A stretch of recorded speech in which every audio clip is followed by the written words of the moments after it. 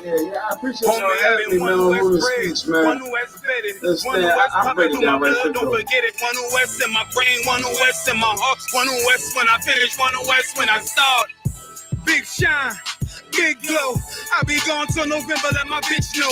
I'm back by the winter, bubbling like Crisco. I need my pockets all swollen like a lymph node. Talking out the side of your neck, get you a slit throat. I stay broke, don't care if I got $1 million. Looking down on me, I put your brains on the ceiling. Fuck kicking down the door, we bout to demo the building. Fake cats all in these groups, I wonder who ya. Shoot ya off your pulpit, hallelujah. 4-pound gun youngin' down like it's a cougar. On my feet, combat boots, or is it Puma? Words spreading around about me, none of it rumor. All truth, very big facts. Very large caliber on very small cats. Compact pistols, ladders, and all that. About to throw the switch in the Nina for rapid fire. Got the 5.7 equipped with the magnifier. Boom shakalaka, equipped with the rim rocker. We ain't really got beef, yeah, Ramak with a bin shot ya. The best rhymer, since Pac and Big Papa. Big llama, big juice, I'm Big Jamba. Quarter tank of gas, I ride like a big timer. No informer, no sweat, not inside of my conglomerate. Wreck like King Kong. No Asian pun me, no chink in armor. Remain calm throughout pain that bring drama. Stay focused on things that bring commas. Took all pressure, blind and made diamonds. Stayed true, kept shit pure, my name honored. Paid all dues and debts and kept promise. Make sure you show respect. Pay homage that I'm one West bred, one West vetted, one West pumping through my blood, don't forget it. One West in my brain, one West in my heart. One West when I'm finished, one West when I start. I said I've been one West bred, one West vetted, one West pumping through my blood, don't forget it. One West in my brain, one West in my heart. One West when I'm finished, one West when I start. I'm the hottest on the market, don't make me start it. I'ma pull up in a Spider-Man and Peter Parker. I remember days was trapping out the apartment. Now one West about put me up in a starship. About to fly the friendly skies in this bitch. Spit the truth on the corners, I lie a little bit. I'm a stand-up nigga, I die before I switch. Down, no, we up, I'm cool with who I with. I'ma be war the king and stay dangerous. Hold down the biz and fam, remain blameless. Now rappers drippy with styles we made famous. First with studs and spikes in any city. Designing charge a stack for shit that can't fit me. Had fringes on my coattail way before Jimmy. Funny how the general ain't even see a penny. Better show respect, get smoked like a chimney. Keep my name out your mouth, don't even think it. Send a real Smith at y'all, no Jada Pinkett. Both ball heads, my grain a $1.50. Lost my man to the game, that pain that stuck with me. Had to find a cheat code to the street though, cause the niggas getting fouled, shoot you like a free throw.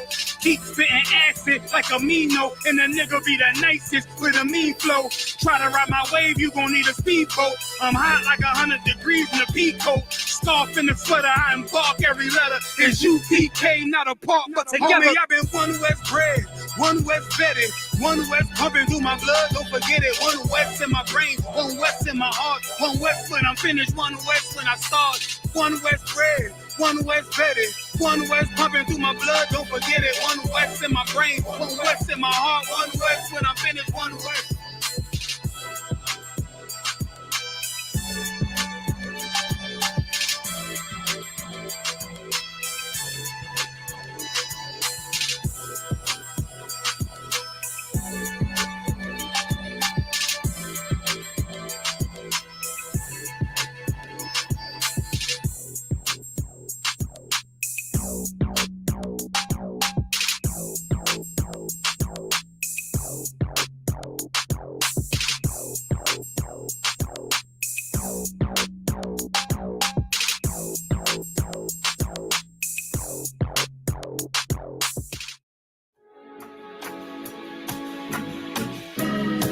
They killed, give me Isaiah 14 and 21. They did the same thing to my people. So that you said that they put millions of my houses. Yes, you said so. Should a murderer go to jail for murdering? Absolutely. Should a thief go to jail when he steals? Absolutely. Should a robber pay back the money he robbed? Absolutely. So why shouldn't the white man pay for what he did? That's right. That's right. One day you'll see just how it feels. Payback is a dog. Dog, it's a dog. Payback is a dog. Dog, it's a dog. Payback is a dog. Dog, it's a dog. Payback is a dog. Dog,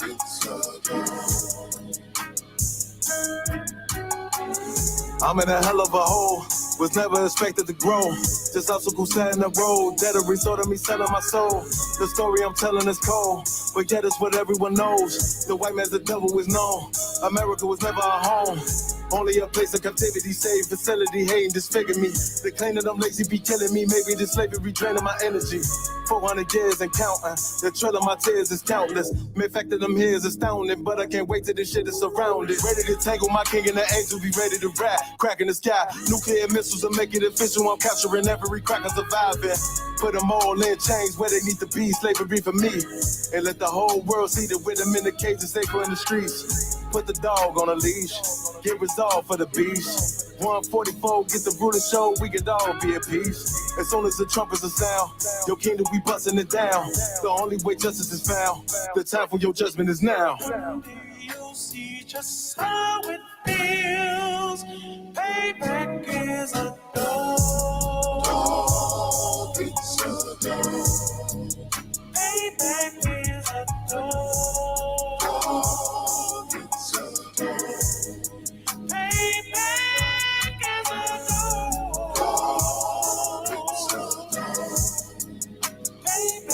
is a dog.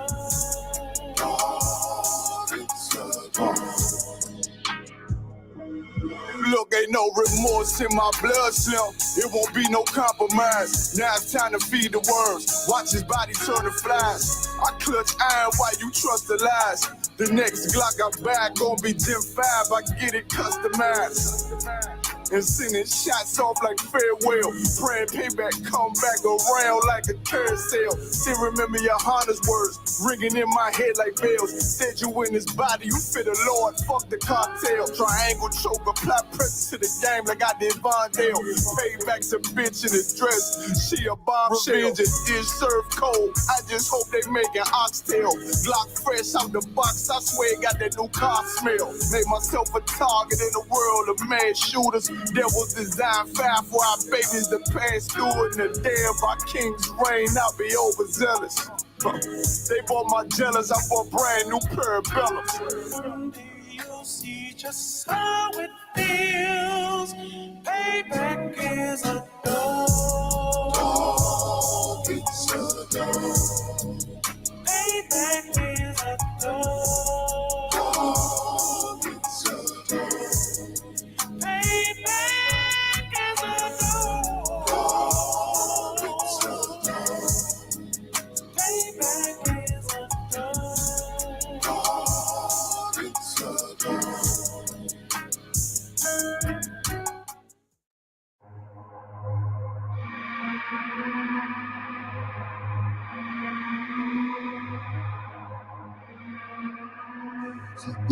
Bust the head. ODing on a beat, Narcan flow. We outside. We outside with it. That temperature's getting hot, we take it outside. You run your mouth up in this club, we take it outside. I got my killers with me, you won't make it outside. Outside, cause we outside. Before the COVID had the mess and we was outside. The Glock loaded, extra mag and it's outside. There's one west for that bag and we outside. We outside. I got the world in the palm of my hand. One west sleeve stretched, do it live on the gram. Had a whole world viewing. Click and subscribe. Had them niggas off the block, tell them shooters they want a job. I just put them on the payroll. When I get control them, I just mold them like they Play-Doh. Soldiers giving Halo, trying to get up at them pesos. 40 cows send you out of space, Jeff Bezos. And Jeff Bezos, leave you all boxed up. All cause my delivery, I be on that prime shit. Take you time to get with me. Got me like Vladimir, treat you like the Ukraine. Invade your little city, now you boating like Usain. Scope costs more than the rifle. I got new aim, fresh kick, spit with the blick. Not my shoe game. Used to have a dirty 30 tied to a shoestring. Now I got the Ruger 5 and 7. That's my boot thing. That temperature's getting hot. We take it outside. You run your mouth up in this club. We take it outside. I got my killers with me. You won't make it outside. Outside, cause we outside. Before the COVID had the mess and we was outside. The Glock loaded, extra mag and it's outside. There's one west for that bag and we outside. We outside. That temperature's getting hot, we take it outside. You run your mouth up in this club, we take it outside. I got my killers with me, you won't make it outside. Outside, outside, cause we outside. Before the COVID had the mess and we was outside. That Glock loaded, extra mag and it's outside. It's one West for that bag and we outside. We outside. I don't talk hardly. Be there when you call me. Send them Philly clippers at your head like a baldy. Chopper get to run down your block like a Harley. No, this ain't a big hog. This the big dog. In your city, swinging through the jungle like it's pitfall. In the water wading, marching to my cadence. Big burst of thunder in my hands like I'm reading. Shitty little combat sounds, but I ain't playing. Look 'em in the eye before the war like a weigh-in. I'm up in the AM, politicking movements with that Draco from the vid because it's proven. Waiting on my brother how to bid, he ain't do shit. That's how life go. Win some, you lose. Seen a little nigga beat a big nigga out his shoes. Seen that nigga come back, pull up with a gun strap, rob everybody outside, told him run that. We outside. That temperature's getting how we take it outside. You run your mouth up in this club, we take it outside. I got my killers with me, you won't make it outside. Outside, outside, yeah, we outside. Before the COVID had the mask and we was outside. My Glock loaded extra mag and it's outside. It's one West for that bag and we outside. Outside, outside, yeah, we outside. That temperature's getting how we take it outside. You run your mouth up in this club, we take it outside. I got my killers with me, you won't make it outside. We outside, outside, and we outside. Outside, outside, yeah, we outside. We outside, outside, yeah, we outside. It's one West on them corners and we outside. We outside, outside with it.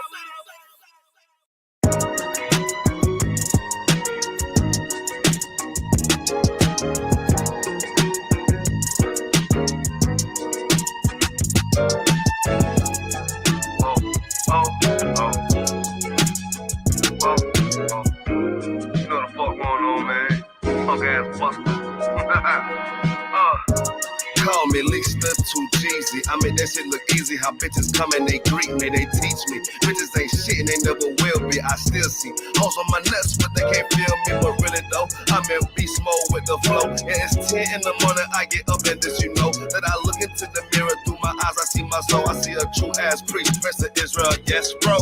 I be freshen up, wash up, a true nigga. Throw on my goal, it should go, you know me, cuz. Slip out the door with my fourth dimension cologne. Shout out TLC, Israel, you know what we own. Then I call up, cut to time. Wasn't much, just refresh with some young stars. Make some noise with this music with some lost tribes. Yeah, nigga, yeah. Now I know that times may change, but bitch, I'm still the same. Yeah, and I know this a crazy ass game. They really ain't a thing. And they know that gun gon' bang. Ain't tryna die today. Whoa, and they know what we all gon' say. Bitch on UPK, hey bitch on UPK. I can't even think about you right now. Yeah, I'm chillin' with the homies and you know how I put down. I'm cool and I'm just sippin' while fucking with these little bitches. Ice up on my neck, got these hoes so consistent and so relentless that I just come back with stats in my backpack. I gotta make a track. Man, fuck what you talking about, that bitch is a net. Now I don't smoke no crap, but showing a nigga from the back. I just on the block, now these bitches won't come out. Me and Cud chillin', got Modelos in the south. Niggas be muggin', but I name it in their mouth. Cause they know how Prince Sharp Mom put it down. Down, did it down. Hot in my coupe cruising around town. AR in the back on the ground. Glizzy on the mount. Bitches want water like I'm a fountain. They follow to the house. Well, shit, this ain't even my house. But, top fast bitches, they wanna lounge. Want me dog it out like a hound. But look what I found. When you're up, they all wanna come around. But when you're down, they just kick you on the ground. Lame ass nigga, he that bitch master. Lame ass buster, you fucking cracker. Judas ass boy, you backstabber. Yeah.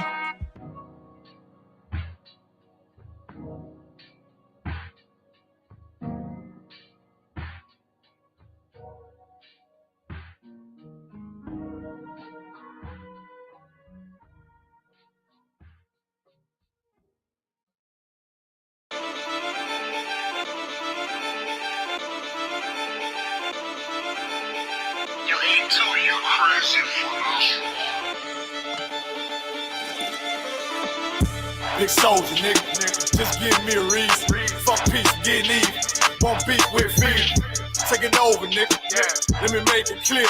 They want the cloud, we want the zone. That's the way it is. I'm about to start a fire.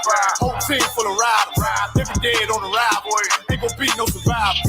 Big soldier, nigga. Come on. And don't care where it is. They want the cloud, we want the zone. That's the way it is. I'm wrecked out, tell them watch your mouth. You know we gon' bend your block. I'ma walk in time bomb. I go viral. You niggas like TikTok, yeah. This ain't what you want. Tell them throw in the towel. We make niggas hit the clock in with our toe fire, rain brimstone. They gon' think that you live a lie. We ain't got no picks. We want it all. We gon' make you pick a spot. We knocking on the door, so let us in. Or you know we gon' pick the locks. We in the field for real. Every day while y'all just say watch. We making enemies our foot stores. Don't know nothing about the op. It take one try when I rock out. I'm like David when I sling shots. I'm putting attachments on everything. Y'all want me to connect the dots. This drum got 50 unreleased hits. You don't want to be the next to drop. I put them in a box and make that shit double wood. You don't want to be the next to flop. Yeah. Niggas feeling themselves. Get a shovel, tell them dig the pot.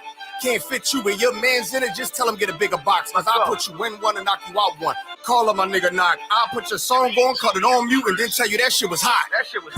Big soldier, nigga. Just give me a reason. Fuck peace, getting even.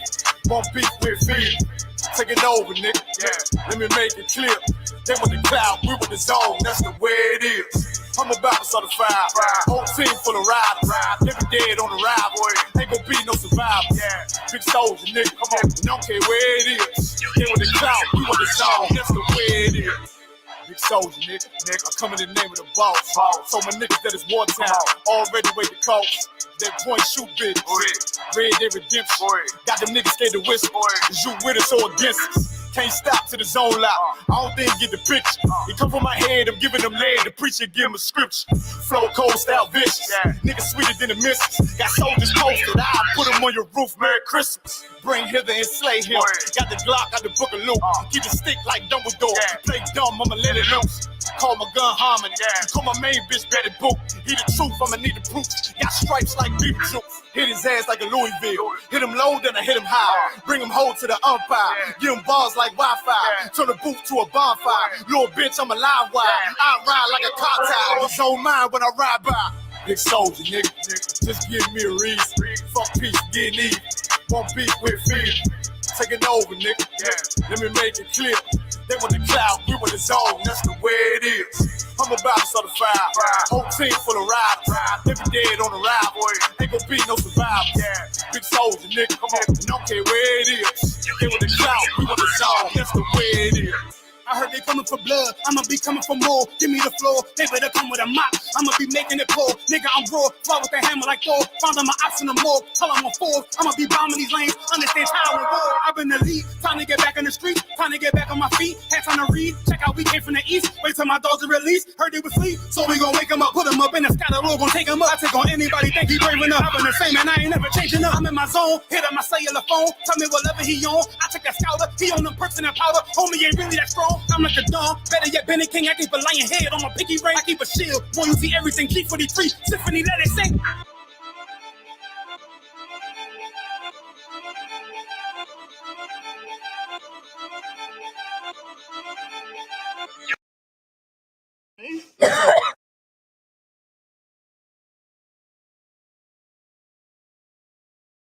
Black girl, you know your roots. It's February! Your mom is never letting anyone in. You're nothing but a slave.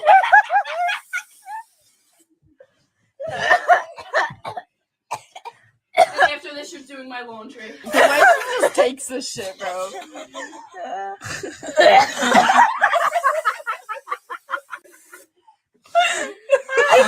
I'm black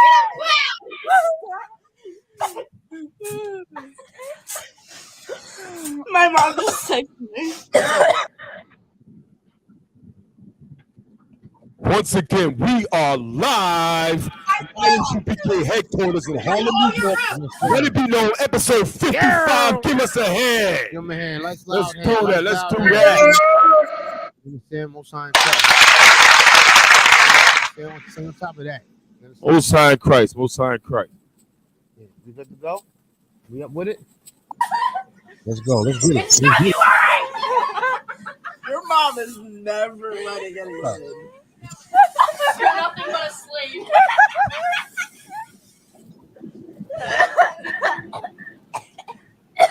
finish with doing my laundry. Why just takes this shit, bro?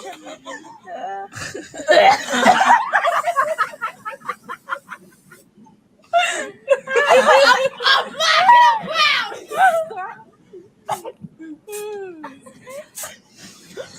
My mom just texted me.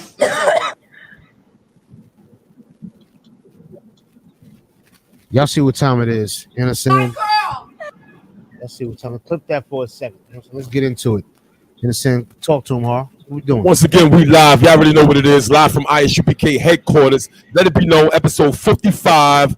We got Priest and Officer straight out of CT, Karaya Allah in the house. Give him a hand. Let's go. Right. We got the man of the hour, the prince of the power, Priest and Officer Shalaya Allah in the building.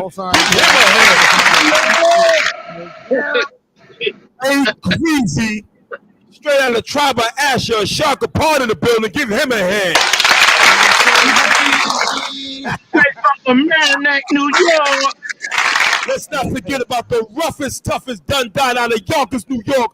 Officer Bratazai, give him a hand.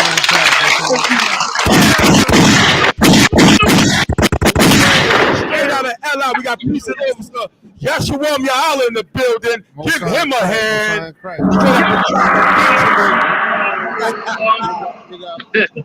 And I, of course, am the mountain of the Most High, Priest and Officer Haya Allah, and y'all can give me a hand as well. In your face, sucker! In the building. Young man. We are setting it off on February 12, 2023. Let it be known, episode 55. If you didn't just see the video we played, right? Damn. Good. Salaki, so what's your thoughts on that video, Officer Kara? Well, okay, of course, being in this truth, as you became the commanding general, your honor, it should not surprise anybody. That behavior, that behavior is expected because they will smile in your face, and this is what we've been saying since 1969 to now. They will smile in your face. I'm talking about our oppressors, these red devil dogs. They'll smile in your face, and they'll do stuff like this behind your back. That's why when the scriptures tell you to separate from them, it's for that reason. Because they sit there, they're snakes. They sit there and smile in your face and stab you and talk hella crap behind your back. And to be honest with you, it don't surprise me because I expect that from them. I expect that type of behavior because you got to know who your enemy is to survive in this world today. You know what I mean? And we know who our enemy is. Our enemy is our oppressor. And this is clearly the type of behavior that goes on. And I want to say, I don't know for a fact, but I'm almost certain I could rest assured that over 80% of the households, they make stupid, they make little jokes like that, little racism jokes. So it shouldn't get anybody riled up because that's who they are. They're showing you clearly who they are. You know what I mean? Damn right, sir. Damn right. Give him a hand. We're going to get more to that disgusting video a little later on. But this is Let It Be Known podcast, episode 55. We are live on TikTok. We are live on YouTube, Cross the Line Radio, as well as Let It Be Known. The phone lines are open. That phone number is 917-779-9499. Please call in if you got questions or comments regarding anything on the show. Let's get into this. Yeah, let's do it real quick. You know what I'm saying? You want to start off with that video? You want to start off with that? Let's take a look at that again because that is some of the most disgusting footage I've seen in quite some time. Now, hold on real quick. Let's give a quick backdrop on that. What is that the people saw? There was what I saw was a oppressor, a young female oppressor, spray painting the face of another oppressor, but she was spray painting her face black. And she was making some type of statements towards her. You know what I'm saying? As far as you're going to be my slave, things of this nature, whatever the case may be. You know what I'm saying? Am I correct or am I wrong? Concert. Is as much as I've heard, this is a Catholic school in Philadelphia. Shout out to the Philly school. You give them a hand. A real school. God. And if I'm not mistaken, this was footage shot in one of their dorm rooms. You know, and so I mean, the footage speaks for itself. But I want our viewers, if you're present with us online, if you're present with us on Clubhouse, if you're present with us on TikTok or any of the platforms that we're streaming on, even if you can't see the video, I want you to listen closely to what this young oppressor is saying. Listen closely to what who we refer to as the high school Karen, what she is saying while she's spraying this other girl's face black with black spray paint. Let's check this video out again.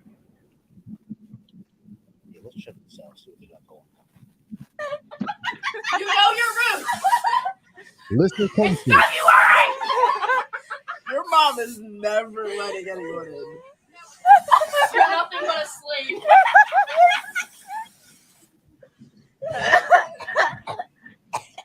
And after this, you're doing my laundry. The way she just takes this shit, bro.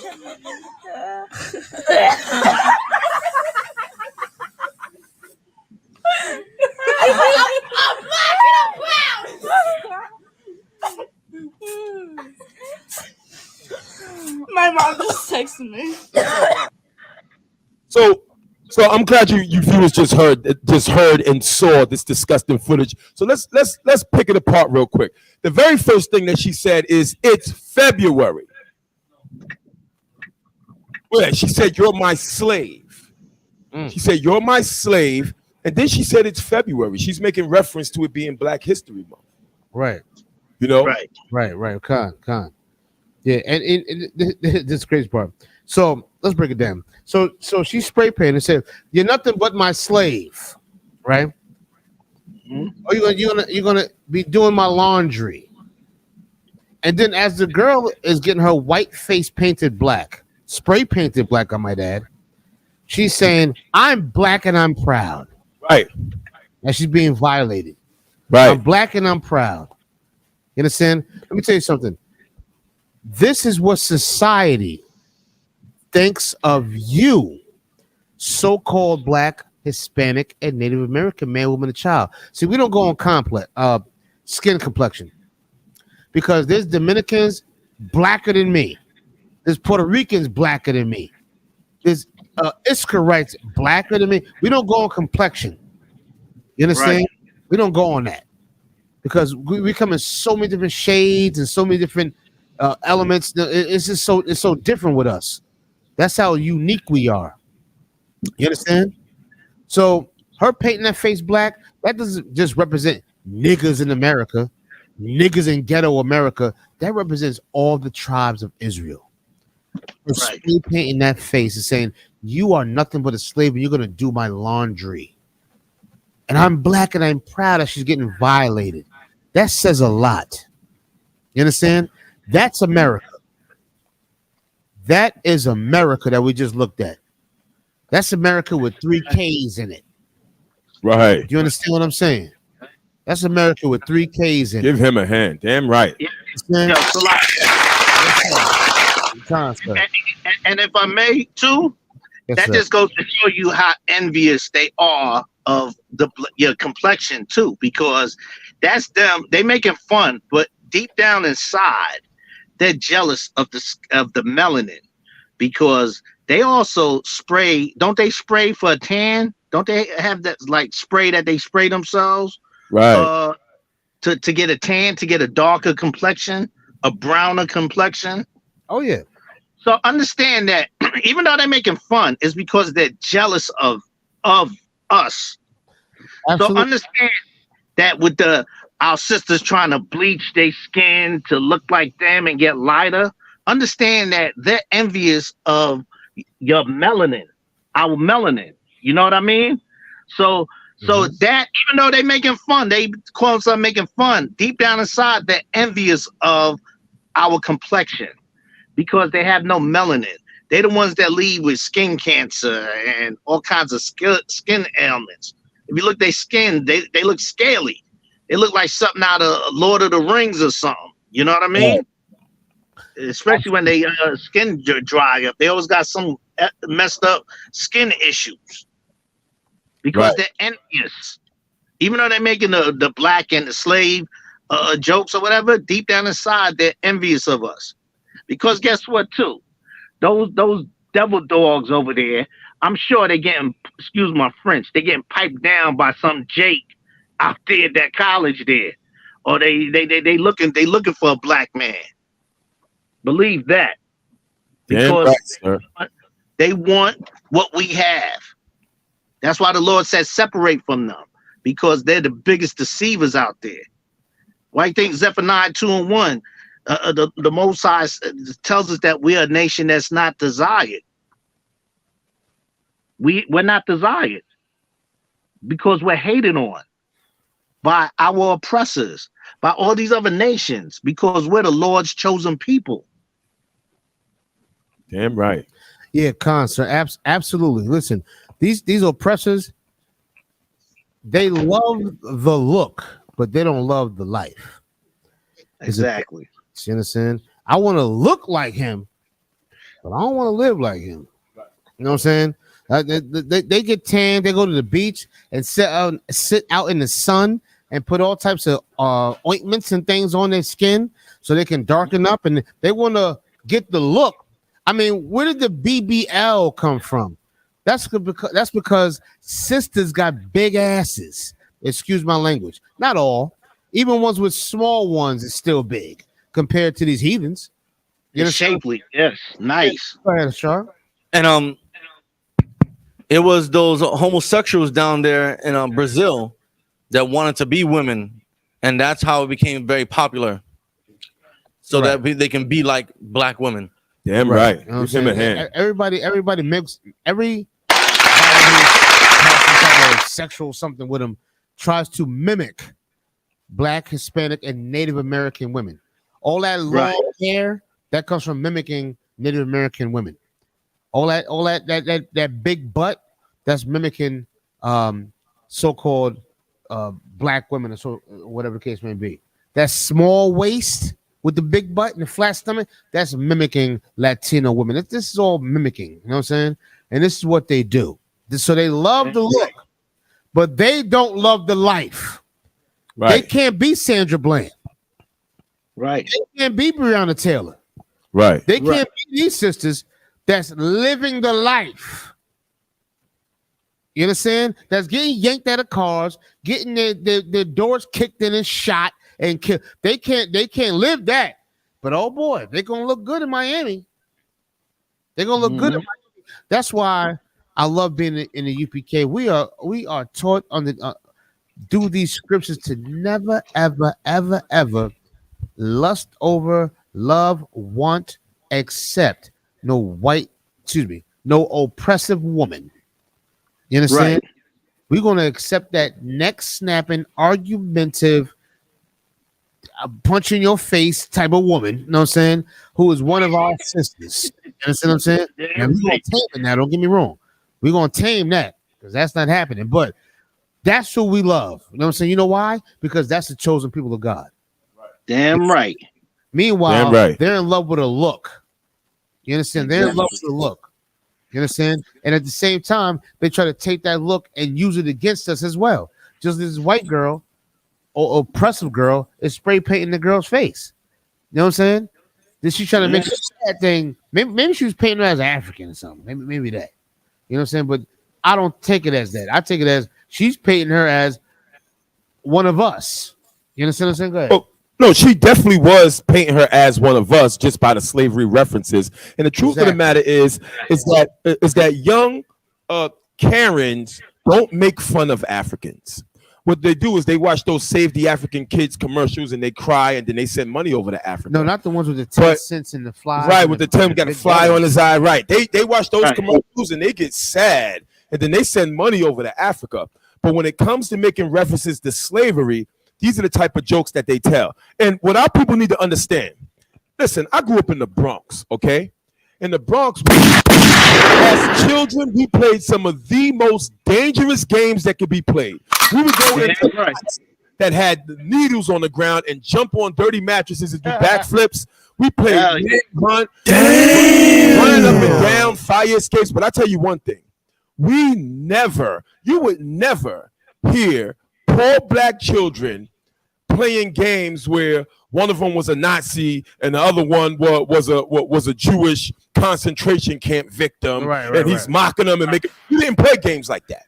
We didn't play that made fun of the atrocities of other people. That's not something we were taught to do. That is not something that is embedded in our heart to do. The truth of the matter is that the average black child and the average black adult has to be taught the atrocities that has happened to their people in order for them to summons up the courage to ever speak about or speak out about the atrocities that have happened to our people. That's what the ISCP does in the streets every day.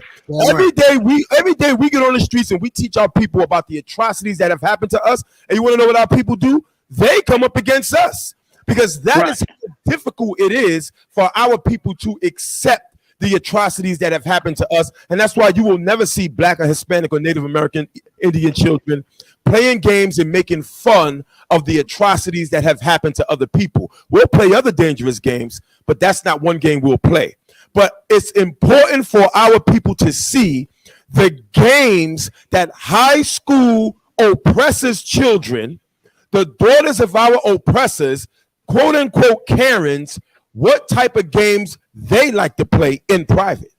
And more importantly, they made the carnal mistake of allowing it to get out, because those same games are played in all of our oppressor children's dorm rooms and in their bedrooms and behind our backs. This is how they are brought up to have fun and to play, because in their minds, slavery was not a bad thing. In their minds, slavery was normal. In their minds, slavery is something to be joked about. Right. The oppression of our people is a joke in the minds of our oppressors' children. And you need to remember that every single time you look at one of our oppressors and you say, this is one of the good ones. Right. The best of them are the worst. You better remember that. Absolutely. Damn right. Damn right. This oppressor is filthy and disgusting and nasty. You understand? Absolutely pure facts. You understand what I'm saying? So what you got? Squad, you got something you want to say? Shar, what you want to chime in? What y'all got? Shar, what you got? The only thing I want to say is we doing a wonderful job with this Let It Be Known. Big ups to the men that's making it happen. Getting pushed out the way he's being pushed out. Officer Haya Allah, Ashar, Shalah, and so forth, and Yashuam. I can't forget Prataza. You know what I mean? You know, big up. I just want to say big up to the team, man. You know, I'm gonna get off in like 5-10 minutes because I got I got to do what I got to do. But nah, I just want to get that out before I forget. You know what I mean? Say that your brothers doing your thing. I love you guys, man. You're doing your thing. I appreciate you, sir. Now, I want to add that it looks like you have a green screen behind you. All right? It looks like he's in front of a green screen. Right. That's a green screen? No, that's a song. That's a moon roof. Hey, hi. And I also have one thing to say. It's actually something I want to share. What's that? Yeah. This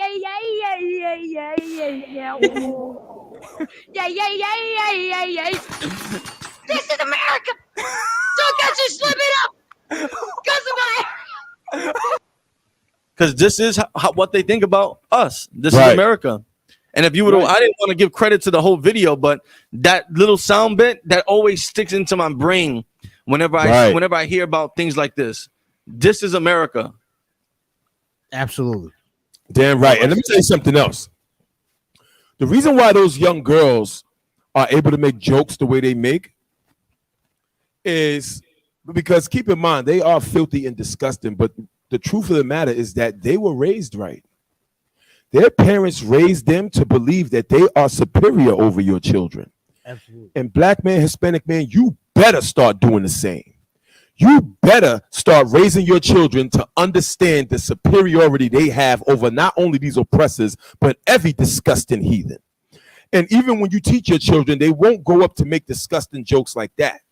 But it's important that we bring our children back to the Bible. We bring our children back to Deuteronomy 7 and 6 and make them understand that they are above all people. They are above all people on this planet. That's the reason why those young Karens can make the disgusting comments that they've made. That's because somebody in their family taught them that you are better than those people we had in slavery. And the reason why we had them in slavery is because that's where they belong. And so that's why they can find humor in our oppression. And I want to get that video one more time because I really want to hammer home. Right. I really want to hammer home to our viewers why we say what we say on the streets and in these classes. Right. Why we do what we do every single day and dedicate ourselves to teaching our people our superiority, teaching our people what the Bible says, which is that we are better than all people all over the planet. That's right. Because this is what they're teaching their children. Let's watch it again. Wait, hold on. Can I pick it back up? Salaki, before you say something, I just want to let you know that I'm out. I didn't want to cut in, but Shalom. Yeah, Lord in Christ, my head covered. I gotta go run do what I gotta do though. All right. All right, Shalom. Shalom, Lord in Christ, sir. All right. Just to piggyback real quick of what Hart said, there was an article we brought out. I don't know, it wasn't on Let It Be Known, but it was like somewhere in the UPK, I can't recall, where there was a oppressor who was roommates with a sister, and that oppressor would put like period blood all in the girl's like shampoo. Right, I remember that. Spitting her mouthwash. She was, and the sister started getting sick and things like that. Like the oppressor kept doing these little things subliminally to the sister, and the sister just, you know what I'm saying, she just didn't know what was going on. But I think eventually she caught her some kind of, I don't know if she put cameras. I can't recall the entire situation, but she was putting period blood in this woman's like body wash, you know, spitting in her mouthwash. You know what I'm saying? Wiping her derriere or back end, the way we want to call it, with her washcloth, and she was doing nasty, dirty things to this sister where she's goggling. You think she's goggling Colgate mouthwash, and there's spit or period blood in it. You know what I'm saying? That's disgusting. She's getting a sore throat. She started getting sick and all that. And come to find out, this is what the white girl was doing. You know what I'm saying? Or the oppressor was doing. This is what these people do. You know what I'm saying? If I had the time, I would try to pull up and find it, but I'm not going to do that. But it's out there. All you got to do is, I believe that was in Connecticut, if I'm not mistaken. Salakia, sir. That's how she got caught because she put on cameras. And she got caught laughing about what she did. Is that what she was bragging about? Yeah, I remember we brought it out and let it be known. We brought it out and let it be known. That's crazy. Yeah, she was bragging about it because it was a whole thing because the sister was getting sick and she didn't understand why she was getting sick. Then she ended up putting the cameras, so on and so forth. And also she had an issue with the school. Because she wanted to get out the room. Yeah, she wanted to get out there.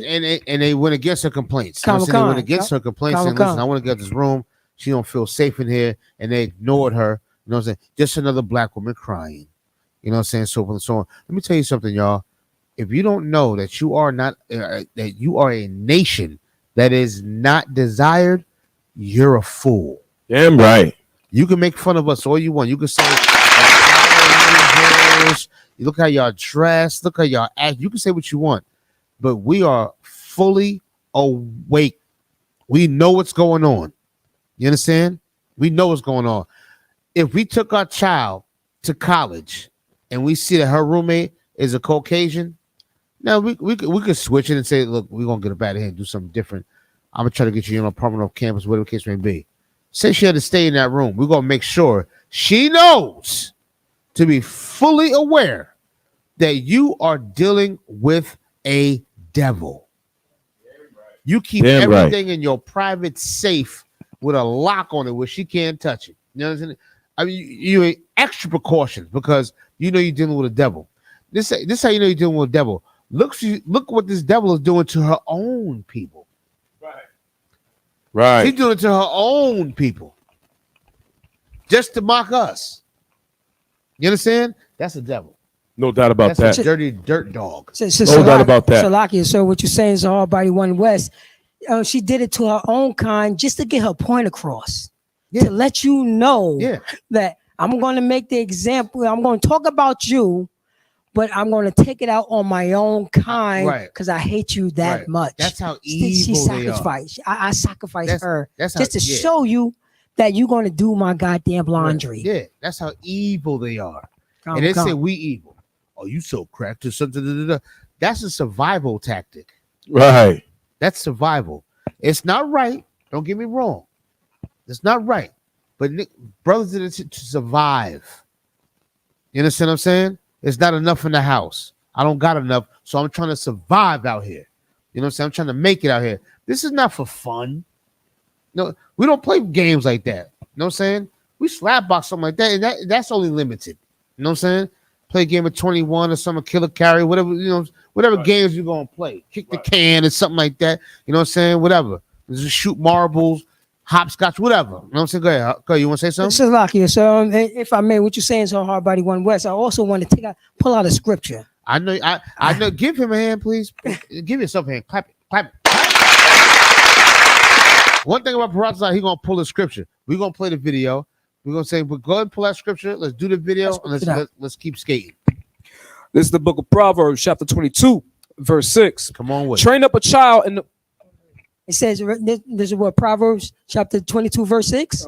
Train up a child. Do it like you know what I'm saying? Hold it.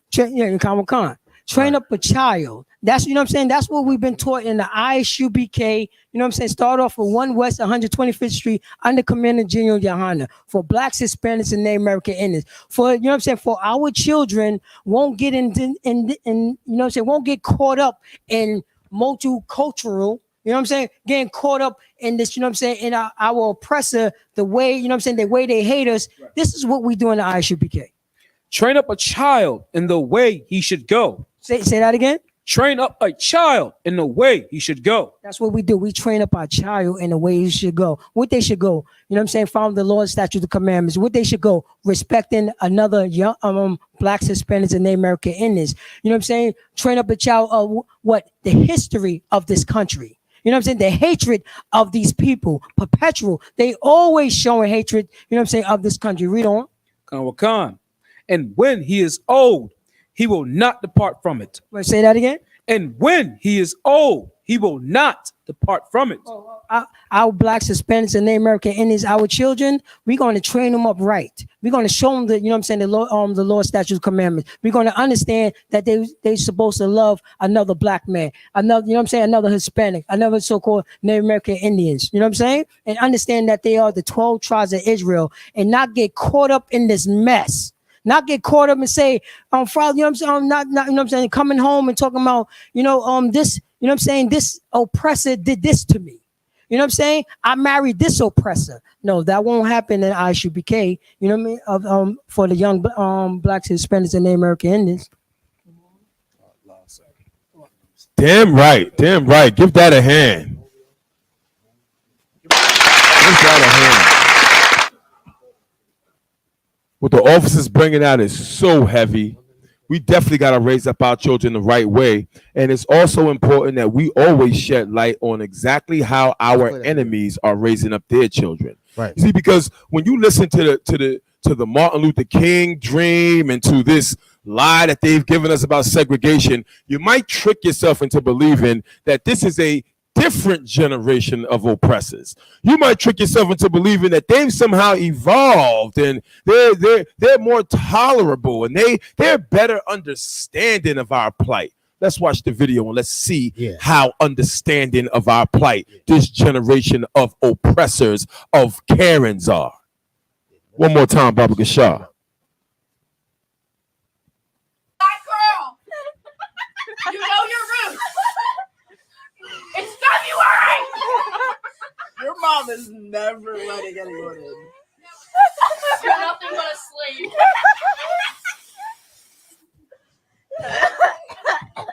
And that's spray paint. That is spray paint. After this, you're doing my laundry. Alexa just takes this shit, bro. And you know, this burns me up just watching this. Because you want to know why?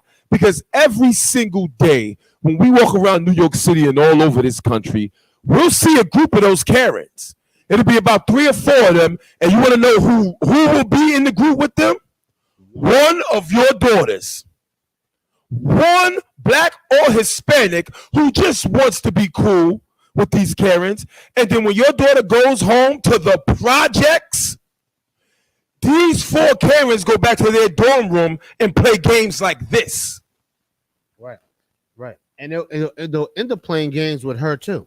And then there was an article a couple of years back to where little white students took a noose and would put it around a black girl's neck on the school bus. I remember that. On the school bus. It's a noose, correct? Take a noose, put it around the black girl's neck. You understand? And pull it and yank on it on the school bus. There was another one to where they would put the noose around the kid's neck and hang him from a picnic table or something out in the park one time. You understand? These are the games that these people play. Right. And we consider the hate group for bringing it out. Right. We consider monsters for bringing it out.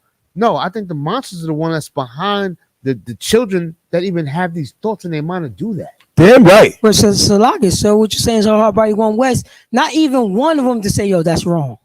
Yeah. Not even one of them, you know what I'm saying? Because there was a few girls in that room. Yeah. Not even one of them to say, yo, this is wrong. All the girl that was getting spray paint on her face to say, no, stop doing this to me. Yeah. You know what she said, though? This is what she said, though. Uh-huh. I'm black and I'm proud. Oh, I'm black and I'm proud. Black and I'm proud. So she took that spray painting right and said, I'm black and I'm proud. She coughing and get all that type of chemicals in her goddamn You're gonna be lungs. my slave. You're gonna wash my clothes. I'm black and I'm proud. You better stop being a sucker out here, black man, woman, and child. Right. You better stop being a sucker. You better stop being a sucker. You better stop putting on. Go ahead. No, because this particular incident has sparked a lot of controversy and protests down in Philadelphia. And then also there was a recent story that came out in which one of the representatives at the school said, yeah, you know, we're going to discipline them, but they're just babies. Leave those babies alone. And you want to know what I say to that? You're damn right. They are just babies. Tamir Rice was a baby. They are just babies. Trayvon Martin was a baby. You know, they are evil from the womb. Emmett Till was just a baby. They are evil from the womb. You're damn right they're just babies. They don't have to grow up to learn evil. Speaking of babies, give hard y'all a hand. Those was just babies. Right. That they threw out in the swamps and used as gator bait. Right. When I say gator bait, just in case you're slow, alligator bait, where they threw your black babies out there, our black babies out there, and used them as bait for alligators to come and crunch down on them, bite down on them, so they can be captured and used as what? Leather? Right. Gator shoes? Right. You know that? You know what I'm saying? To you brothers out there that thought y'all was players, you know what I'm saying? You know, players. They had gator shoes on. Okay, the Steve Harveys of the world. Your little auntie that you never met. That's the reason why you got them gator shoes on, because she was used as gator bait. Right. You understand? Go ahead. But our people don't know about such things as gator baiting. Somebody out here, tell me what's gator baiting. Don't be scared. Come around. Don't be scared. Come up. Get yourself a flyer. Right. Does anybody know what is gator baiting? No idea. You want to know why we don't know? Because they don't teach that in schools. Right. Gator baiting was a practice that our oppressor used to tie our children and put them in the swamp in order to bait alligators from the swamp in order to make leather. That's why our people don't know about such. Damn right. Damn right. You understand? In your face, sucker! Right. Just children. Salakia, sir. If I may, you can't forget about the Arkansas 8. Those was just children. You know what I'm saying? I was, you know what I'm saying? And Right. then she got traumatized. She got mentally cut to pieces. Right. Instead of her, you know what I'm saying? Instead of her parents raising her up right and understand that, you know what I'm saying, those was bad people, she came, you know what I'm saying? She was a little girl taking it out on her younger brother at home. Right. Because all the frustration, all the, you know what I'm saying, all the making fun of, all the, you know what I'm saying, all the picking on, all, you know what I'm saying, all the abusing that, you know what I'm saying, that I think they call it the Arkansas 8, you know what I'm saying, the little babies, they was little kids, Right. was forced for immigration, was forced to go into immigration. She talks about it. She took Right. her frustration out on her younger brother. Damn right. Her frustration out on her younger brother. So. Give him a hand for that. Please, man. Damn right. Let's never forget about the Arkansas 8. Let's never forget about the Arkansas 8. Big shout out to the chat. Big shout out to Thimba76 with the comment. Sinetta wins Gators. Give him a hand. In your face, sucker! Big shout out to the chat, man. You know, listen, the phone lines are open. You can see the number at the bottom of the screen. By all means, call in if you have a question or a comment. The phone lines are open. That's right. We are on and popping on Clubhouse. We are live on TikTok, Facebook, and all social media platforms. Let it be known. Right. We got any more on this? Yeah, I want to be clear real quick. If y'all call in on Clubhouse, if you call in on the phone lines, whatever, you'll call in pertaining to the topic at hand. If you have a comment about that, a suggestion, or anything you want to say about that, call in, man. You know what I'm saying? Call in. You know what I mean? Let's hear about, we're speaking about specific topics. We want to hear specific responses. You understand what I'm saying? So call on in, man. We appreciate it. Damn right. You know what I mean? Damn right. Now we got, Big shout out to the Passover. The Passover is in Raleigh, North Carolina. The slaughtering of the lamb be there. It is a treat. The all black party. If you haven't been, it is amazing. Come dressed in all black. Wait a minute. Who's the DJ this year for the all black party? I'm not sure. Anybody know who's the DJ for the all black party? But I'm not sure it's gonna be rocky. Go ahead. It's I believe it's like a surprise DJ. A surprise DJ. But do you guys know who the bartender is? Hold on, let me take Israel. If you listen out there, listen. All right, this is Let It Be Known. We're gonna let it be known. There's a bartender. I'm sure he'll reveal himself in about 30 seconds. Strong drinks. Okay? Strong drinks. If you're not a drinker, be careful. This bartender's a little tricky. You know what I'm saying? That's when I bring a Shar. Who's the bartender, Shar? It is I. No. Shar's not on camera. I wish he was on camera. He just made the illest move in a minute. Yo, big shout out to police officer Shark Give yourself a hand, please. It was Ashar Gapan. AG 1000. Wait, one more. Oh my God. A Greasy will be serving Greasy in the building. A Greasy will be serving you your drinks. Please forgive You're me, welcome. Y'all, we got some ignorant. There's some ignorant niggas in here. You know what I'm saying? Listen, we're gonna add another name to him, which is the heavy-handed bartender, because it's going down April 1st in Raleigh, North Carolina. The Passover. ISUPK.com. Pay your Passover fees. Flip it and get in to the Lord's 54th annual Passover, hosted by Commander General Yohana. If you're gonna keep it moving, what about those disgusting Karens? Need you real quick. You know what I'm saying? We're gonna switch it on over a little bit. Listen, Now, okay, we know that y'all couldn't wait for Super Bowl Sunday. Oh boy. Y'all couldn't wait for Super Bowl Sunday. Y'all got your popcorn, your pretzels, you got Coronas for, bro, you missing it. No, nigga. No. They got the hot wings, honey wings. Right. They got the what's the other one? Did you say the lemon pepper wings? Right. Is this thing on? Did you say honey wings? Lemon pepper wings. They got the blue cheese dip. You know what I'm saying? They got the ranch dip. Ranch. Damn. They all ready. Buffalo Wild Wings right now. Yo, what's her face doing the halftime show? Rihanna. Work.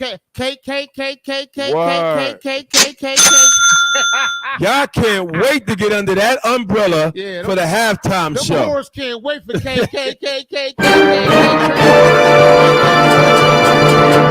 No, they can't wait. If you just sexual frustrated brothers, y'all can't wait for the cake either. If people are this excited about the stinking Super Bowl, you should be even more excited for the Passover. Damn right. They got a hand. Damn right. Damn. So you better enjoy it. That may not be another one. You better enjoy it. And listen, but before you gotta make sure you're there, but not just for the Passover, for the slaughter of the lamb. You gotta be excited for that.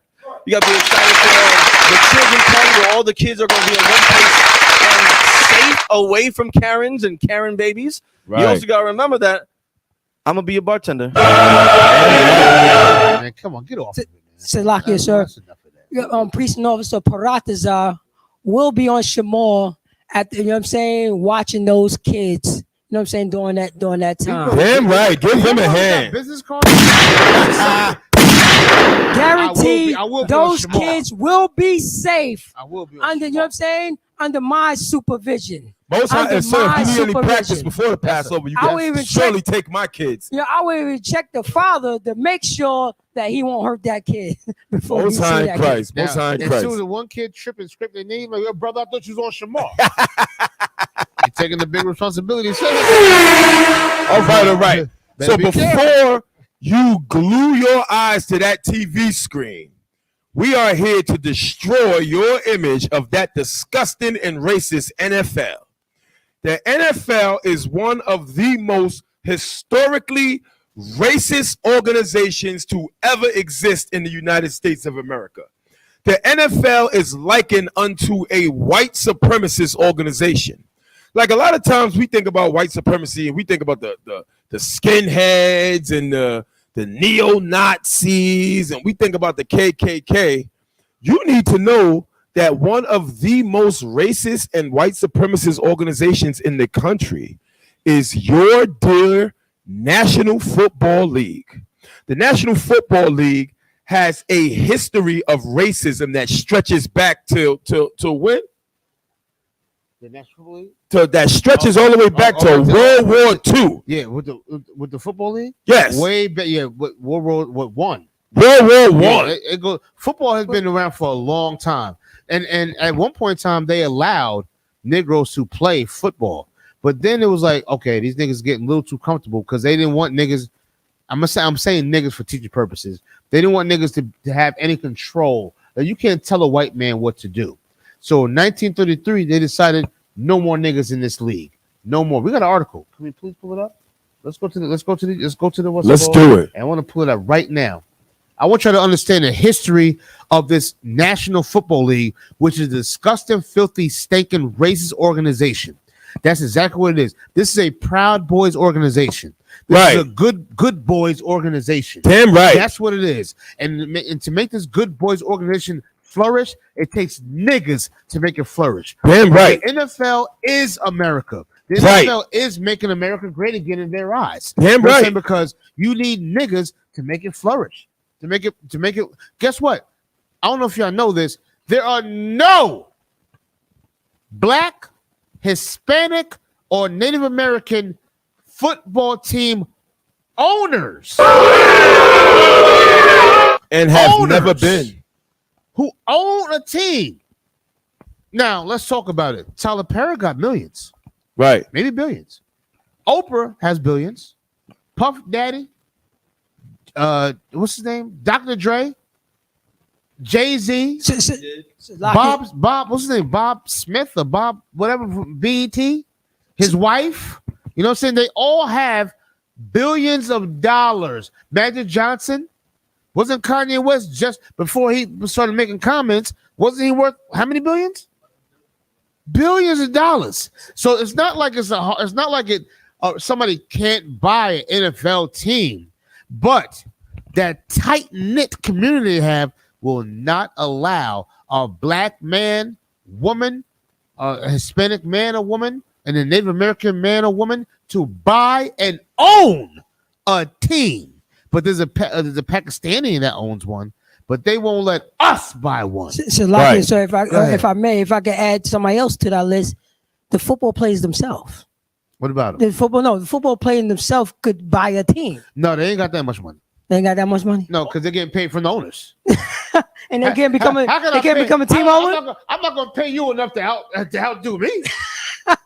But if all the black and Hispanic players came together and said, you know what? They got money for a Bentley, a chain, a fur. They got enough to say, yeah, this is Louis Vuitton, you know what I'm saying, with some Chanel, and you know what I'm saying, what else is popping? Gucci with a little bit of. They got enough for that corny garbage. A lot of times we think that these athletes make a lot of money. Football players go broke real quick. Yeah, they might be rich. They're not wealthy. Not at all. It's a difference. Very big difference. Go ahead. And in the comment from Dembo 76, yeah, Jay-Z owns a small portion, a very small, minuscule amount of the Brooklyn Nets. That's done with. He owned like 0.1% of the company. Everybody knows Jay-Z has nothing to do with that garbage. He was used as the face of doing that. Do a little more research on that. Come with some statistics. I don't believe that Jay-Z even has no more part of that. That was just because he's from Brooklyn and he's black and he raps and people respect him. That he has nothing to. The Brooklyn Nets are owned by Russians. That's it. It's owned by Russians. And if Jay-Z does own some of that, he should be ashamed of himself. Damn right. Give that a hand. He should be ashamed. But Jay-Z is a part of the NFL. He does have something to do with the halftime shows. Because he's a tap dancing type of nigga. Hey, look, man, do your thing. We're not tap dancers in here. We are concrete boot stompers. That's who we are in here. In your face, sucker! He's a tap dancer, you know what I'm saying, which is fine. You understand what I'm saying? Do your thing. And that's what he chooses to do. You know what I'm saying? Not too much now. Not too much. You know what I'm saying? We get the point. But the truth of the matter is that the NFL is ran off the blood, sweat, and tears of blacks and Hispanics. We make up the overwhelming majority of players, and we own no stake in this process. Not only that, when you look at the discrepancies between the quarterbacks and the other players, it is absolutely outrageous to see that more of our people don't have that quarterback position. It would be insane to believe that we are the fastest runners, we are the highest jumpers, we are the quickest and the strongest and the brightest when it comes to sports in this country, but somehow we just can't seem to excel in throwing a ball. Like for some reason, Brett Favre and Eli Manning have just somehow been so greater than every black quarterback. That's a goddamn lie. And please don't make me put on some Michael Vick footage, because Michael Vick reinvented what being a quarterback is. And that's why they had to take him down over some goddamn dogs. We are better than them in every position on a football field, and yet they consistently marginalize us and always make the hero of the game out to be some disgusting oppressor. So today's the day that we destroy every single image of your mind of that disgusting NFL. And hopefully when you're watching that game today, the game that you've been waiting all year long to see, you'll have a better outlook on the organization that runs football. Hey, yo, Kawak, what up? Yeah, how about shit? Y'all Sharakata? What's good?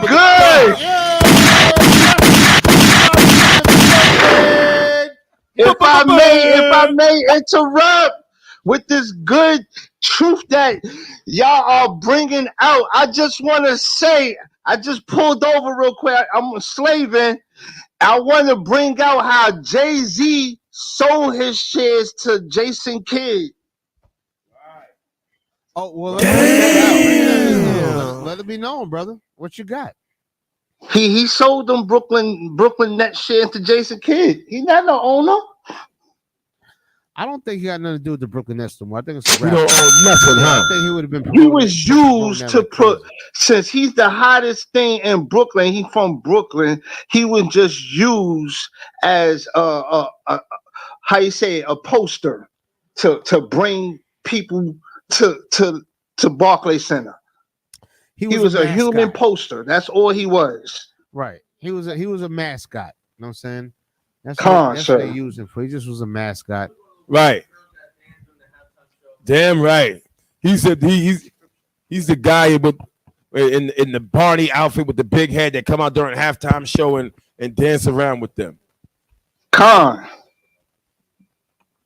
You know, and the bottom line is that I wouldn't care if Jay-Z owned half the team. All the teams should be owned by blacks and Hispanics. Right. The whole goddamn league should be controlled and owned by all blacks and Hispanics. That's a problem that we have. We have proven ourselves to be physically superior to these oppressors, but we can't seem to gather ourselves together and take over these leagues, get back the Negro leagues, and then once we have them, compete with the oppressors. Let's really see who's the best in basketball when there's an all-black league and an all-white league that compete at the end of the year for the grand championship. Let's see who's the best when there's an all-black football league and an all-white football. I want the all-white football league to have all-white quarterbacks. I want the all-black football league to have all-black quarterbacks. And then let them play throughout the season, meet during the Super Bowl, and let's see who got the best goddamn quarterback. Right. Let's see who's the best owners. Let's see who sell more tickets. They are nothing without us. And we need to realize that more and more. Let's get into this article, Baba Kashar. Yeah, real quick. Let's grab this article real quick. Let's read this. Listen, and that's the sad part. Is because we make the league, but we have no ownership in it. We have absolutely not a drop of ownership in this league. And we're going to see. We're going to get into, but we're going to see later on in the show, because we're going to have a special Black History Month segment, and we're going to see how this trend has continued from the plantation out into organizations like the NFL. The NFL is nothing but a modern day plantation. We're going to see how it is our forefathers, our ancestors that came up with all the inventions, that came up with all the good things, but they were never able, they were just left as being the helping hand and was never able to get the credit and the ownership for all the inventions that make this country what it is today. That's right. Well, let's get into this. Pull that article real quick. Let's read that. The NFL. Pull it all the way up. Can you see that? Yes, the NFL once banned all black players for 12 years. Say it again. The NFL once banned all black players for 12 years. At one point in time, the NFL banned niggas from playing football. You couldn't play. You just they didn't want you. They let you do a little bit, then they say, you know what?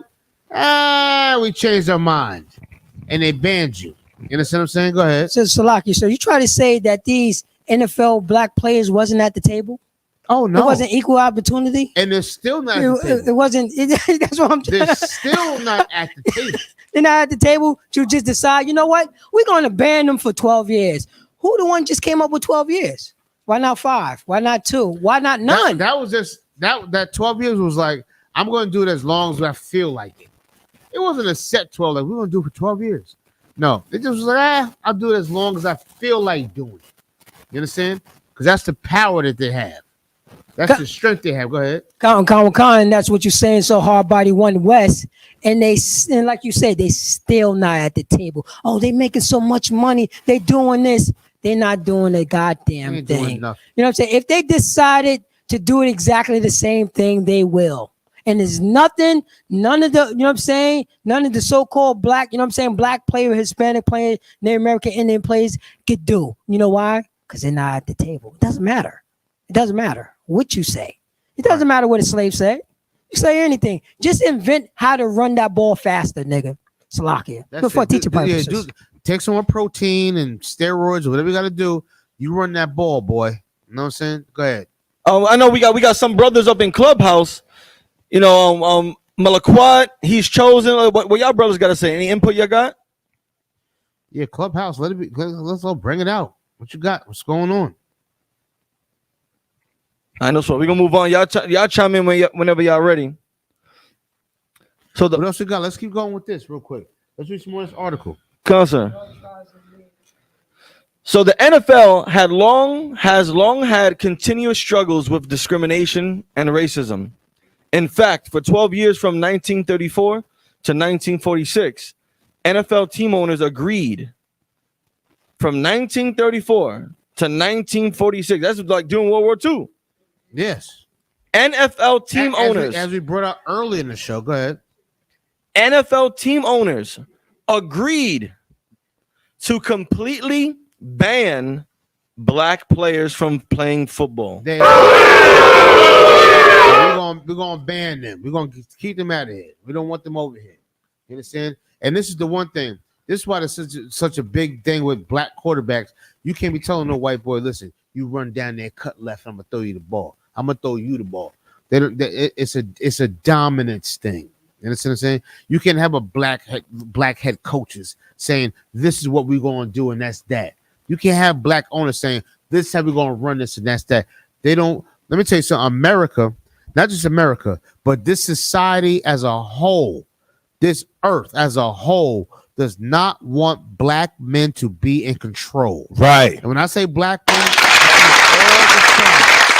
I'm talking about so-called Negroes, so-called Jamaicans, so-called Haitians, so-called Puerto Ricans, so-called Panamanians, so-called Native Americans, so-called Mexicans. They don't want us to be in control at all. This is why they stifled us from joining certain things and doing certain things, because you can't be in control and you can't even have a sense that you're going to be in control. They stopped it there and they worked their way down to where else? To our own households.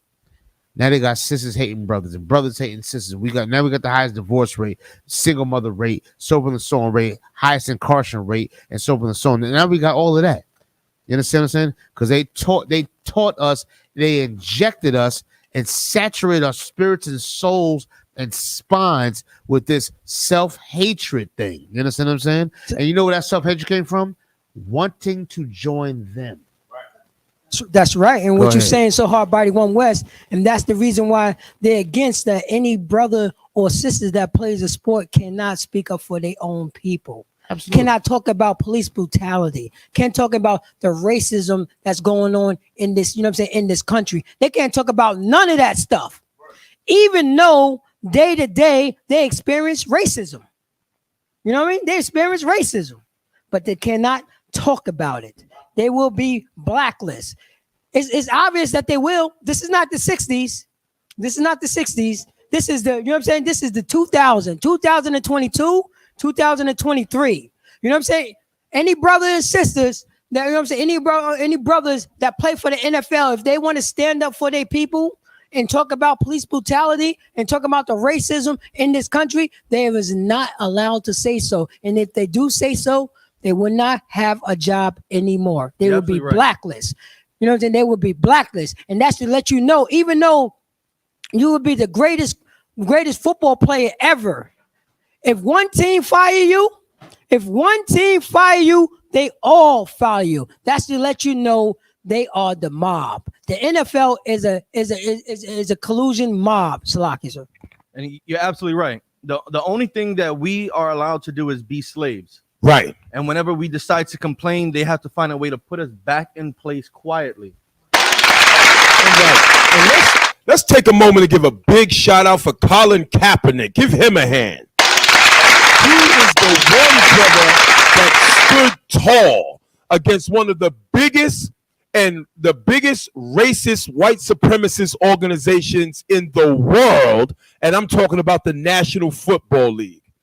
Let's not ever forget Colin Kaepernick's efforts in letting it be known and showing the people how important it is to stand up for your own. And in his case, taking a knee during that disgusted national anthem. Let me tell you one thing. They're going to sing that national anthem today. Oh, yeah. And I don't know who's singing it. Right. And if you are black and Hispanic or Native American Indian, you better drop down to one knee. Wait, didn't they stop doing that? Oh, so I don't see or hear anything about any person of color getting to a knee during the national anthem. I don't hear about it no more. I don't see it anymore. Right. I don't hear it trending on TikTok. Oh, so-and-so took a knee during the national anthem. I don't hear nothing.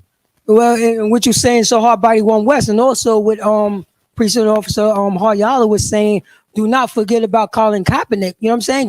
Do not forget about those Negroes that go up, that went up against Colin Kaepernick. You cannot forget the Jay-Z's. Jay-Z's went straight to the, you know what I'm saying, straight to the NFL and decided to work with him.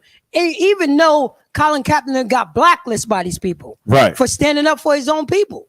For standing up for his own people. So those are the people that we cannot forget, you know what I'm saying? Cannot forget too. Also, and you know what I'm saying? But blacks, Hispanics, and Native American Indians. You know what I'm saying? My people. You know what I'm saying? We are one people. And I know our slave master ice is always colder. Our slave master ice is always colder. And that's exactly, it's like cut up into like diamonds and cut spun up around in the glass. It's hot ice. Crazy. You already know if our slave master got 50 cents and the blacks, Hispanics, you know, Native American Indians have 50 cents, they still got more money than us. You know what I'm saying? And that's that's what we teach in the ISUBK. You know what I'm saying? Right. We know how the NFL think. We know how they think. And then again, we're going to stand up for the national anthem.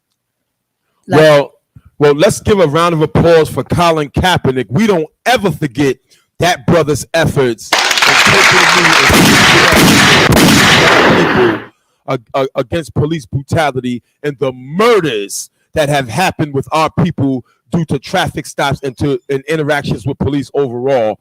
Colin Kaepernick is a hero in my eyes, and Colin Kaepernick lost everything. Colin Kaepernick lost everything that he had going with the NFL because he was willing to be one of the few people to stand up for what's right. He was able to be the one few people in the world that do what the priests and prophets and the ISUPK do every single goddamn day of our lives. We put it all on the line for the love of our people, and we can never forget Colin Kaepernick's efforts and doing the same thing. Even though he's a brother in the world, he's a brother that had a lot to lose, and he was willing to lose it all, and he didn't sell out. So big shout out to Colin Kaepernick. And if you are going to watch the NFL today, when they begin singing that disgusting national anthem, don't the national anthem, or what is it, the Star Spangled Banner, one of them weird songs, have a stanza in it that literally talks about the slaves? You're right. You know, why would you ever stand for such a disgusting song? And ISUPK, we don't allow our children to stand for it in schools, and we damn sure don't stand for it during the Super Bowl. Yeah, I think the last time I ever stood for the damn national anthem was like elementary school. Right. And I remember we all lining up to go into school, having to line up in our lines for what grade and what room we were in. Right. And they were on the megaphone. All right, we're going to sing the national anthem now. Now, I was always the kid in the back saying, I pledge allegiance to Michael Jackson. Like we would say some stupid mockery of the national anthem and get in trouble every single morning for not being serious about singing the national anthem. Right. And I remember I was at a Mets game with my mom, my step pops. I bought us all tickets to sit like front row during the Mets game. The national anthem came on. I sat my ass down. My parents stood up and they just looked at me. People behind us, because we were like that close to the front. The white people behind us were like looking at me like singing the national anthem and giving me looks like, why is this nigga not standing up? Right. And I'm just sitting there with my Mets hat, cross arms, drinking my fucking drinking my $22 Coors Light, because you know it's always expensive as hell. Yeah, the $22 Coors Light in like this big of a cup, and I'm just sitting there chilling.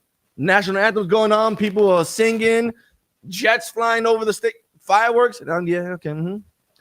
What you're saying, sir, is so hard body one West, and that's what we teach in the ISUPK. That's what we learn. We learn how to be strong. We know how to stand on morals. We know how to be honorable and stick, you know what I mean, and stick to 10 toes down and stick to what's right. You know what I'm saying? According to the Lord, statute, commandments, according to the Bible, according to our heritage, because you know what I'm saying, we was trained up. Right. We was trained up, since and we children. Know, and since children, and that's what we teach our children. For any Blacks, Hispanics, and Native American Indians that's watching, you know what I'm saying, Let It Be Known, you could also get that strength. Jay-Z, you could get your strength back. You know what I'm saying? Damn right. Nick Cannon, you could get your goddamn strength back. You could get it back, but you could only get it back in the ISUPK. Damn right. Give that a hand. I'm never standing for no national anthem. My children, Lord allow, in the future will never stand for no national anthem. I'm actually looking forward to phone calls from teachers saying that my son or my daughter didn't stand. They said Santa wasn't real, made everyone cry. Like, I'm waiting for those conversations, Lord allow, because it's going to be one hell of a ride. Right. But back to this, right. The NFL. If you can continue reading that article, Baba Shah. You can start from right there. That's fine. Nowadays. Salaki, sir. Nowadays, the NFL has a page on their website that chronicles. Yeah, chronicles the reintegration of the league. Why would they do that? Why? What's the point of that? Right. Because they know for 12 damn years during World War II, they all came together. Right. One confederation against us, like the scriptures say in Psalms. I think that's Psalms 81, right? They all came together on one accord with one consent. We ain't letting no Negroes play football. Right. Yeah, they jump faster. We can't have that. They run faster. No, we can't have that. They're stronger, better in every single way. We can't have that. We need to make sure that John Elway and Joe Madden, whatever his name is, we got to make sure that they hold these records forever. And Salaki, so if I may, and you got to realize this was back in the 30s, and they realized what's in society, you know what I'm saying, the lynching, the racism, you know what I'm saying, where Blacks, Hispanics, and Native American Indians was at, and they were still rising. They were still rising. You know what I'm saying? They was, you know what I'm saying, the NFL knew that we were strong.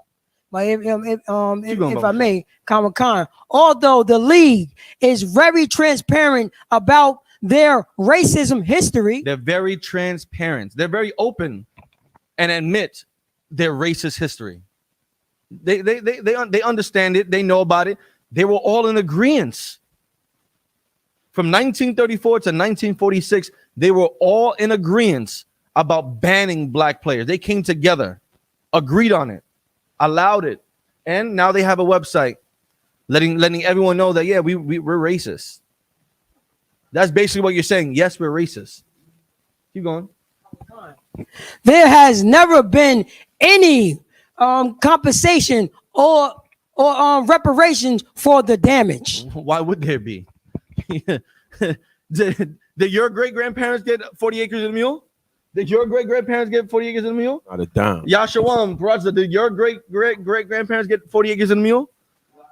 Listen, it would be stupid for us to think that we would be compensated or given reparations for slavery, for damages of being banned and blacklisted and blackballed from the NFL, from the NBA. Like, you are a fool if you are expecting and waiting on your slave master to give you a cookie. Keep going.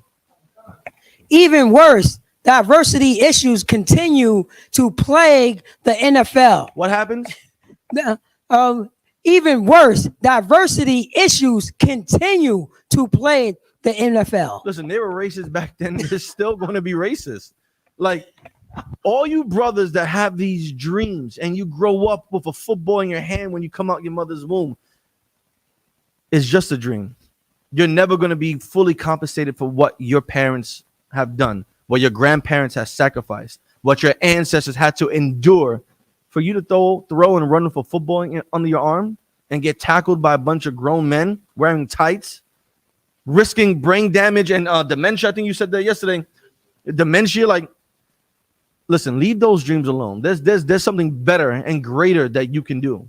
You want real honor? You want to be remembered forever? You want to go down in the history books? Listen, put on all black. Go buy some black boots, preferably with a steel toe. You might need that for some stomping. You know what I'm saying? And join the ISUPK on the Damn right. Be remembered for feeding the poor when you were poor. Be remembered for fighting for the kids that never had fathers, even though you didn't have a father. How about you be remembered for something that's more honorable, something that has more integrity, something where there is no history of racism? That's here in this school. And with that, you come back. All right. Most High in Christ. Most High in Christ. I'm Give him a hand. Big up a shark upon my man holding it down. I had to step up for a quick second. You know what I'm saying? He's a way better host than me anyway. You know what I'm saying? And I will be a bartender. Don't forget. Very arrogant too. But what we here bringing out today on Super Bowl, so-called Super Bowl Sunday, is the history behind one of the most racist organizations to ever exist. Right. The NFL was born in racism. It has continued in the controversy of racism. And quite frankly, the NFL hates black people. So you're going to see some racism tonight. 100% you're going to see some racism tonight. And we can come out with story after story after story. It is a never-ending plague in the NFL of how racist it is. We got people on stage in Clubhouse. If you want to chime in, by all means, feel free to do so. Also, the phone lines are open. Please call in if you got any questions or comments. We know you're getting ready for your game. Oh, we got a caller, though. All right, let's bring him up. Caller 201-932. Caller 201-932. You're on the air. State your name and where you calling from. Yeah, this is George from Jersey City. Hey, George, what's going on, man? How's Jersey? What's going on, George? Yeah, I've been good. Shalom, y'all, by son, y'all, y'all brought it down. Oh, snap, he got it going. So what's going on, George? You got a comment, question?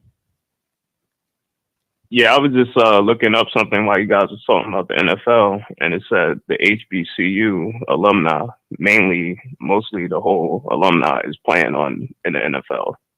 And I just wanted to know your guys' take on the HBCU. Say that again. The HBCU alumni are playing in the NFL? Yeah, most of the HBCU alumni is playing in the NFL. And I just wanted to know you guys' take on the HBCUs not being able to create their own NFL or football league. You know? Hey George, real quick, I just want to be clear. So you're saying that the majority of the HBCU, like the top players, or the case may have been drafted to the NFL, and a lot of them are playing in the NFL. Is that correct? I'm saying. Yes. Yeah. Right. Okay. Listen, there's nothing wrong with playing in the NFL, right? There's nothing wrong with it. You know what I'm saying? Because there's nothing wrong with going to your slavery that you do every day. You're going to go to your job at whatever law firm you work at, whatever school you may work at, whatever building or complex or wherever you may work. There's nothing wrong with doing that.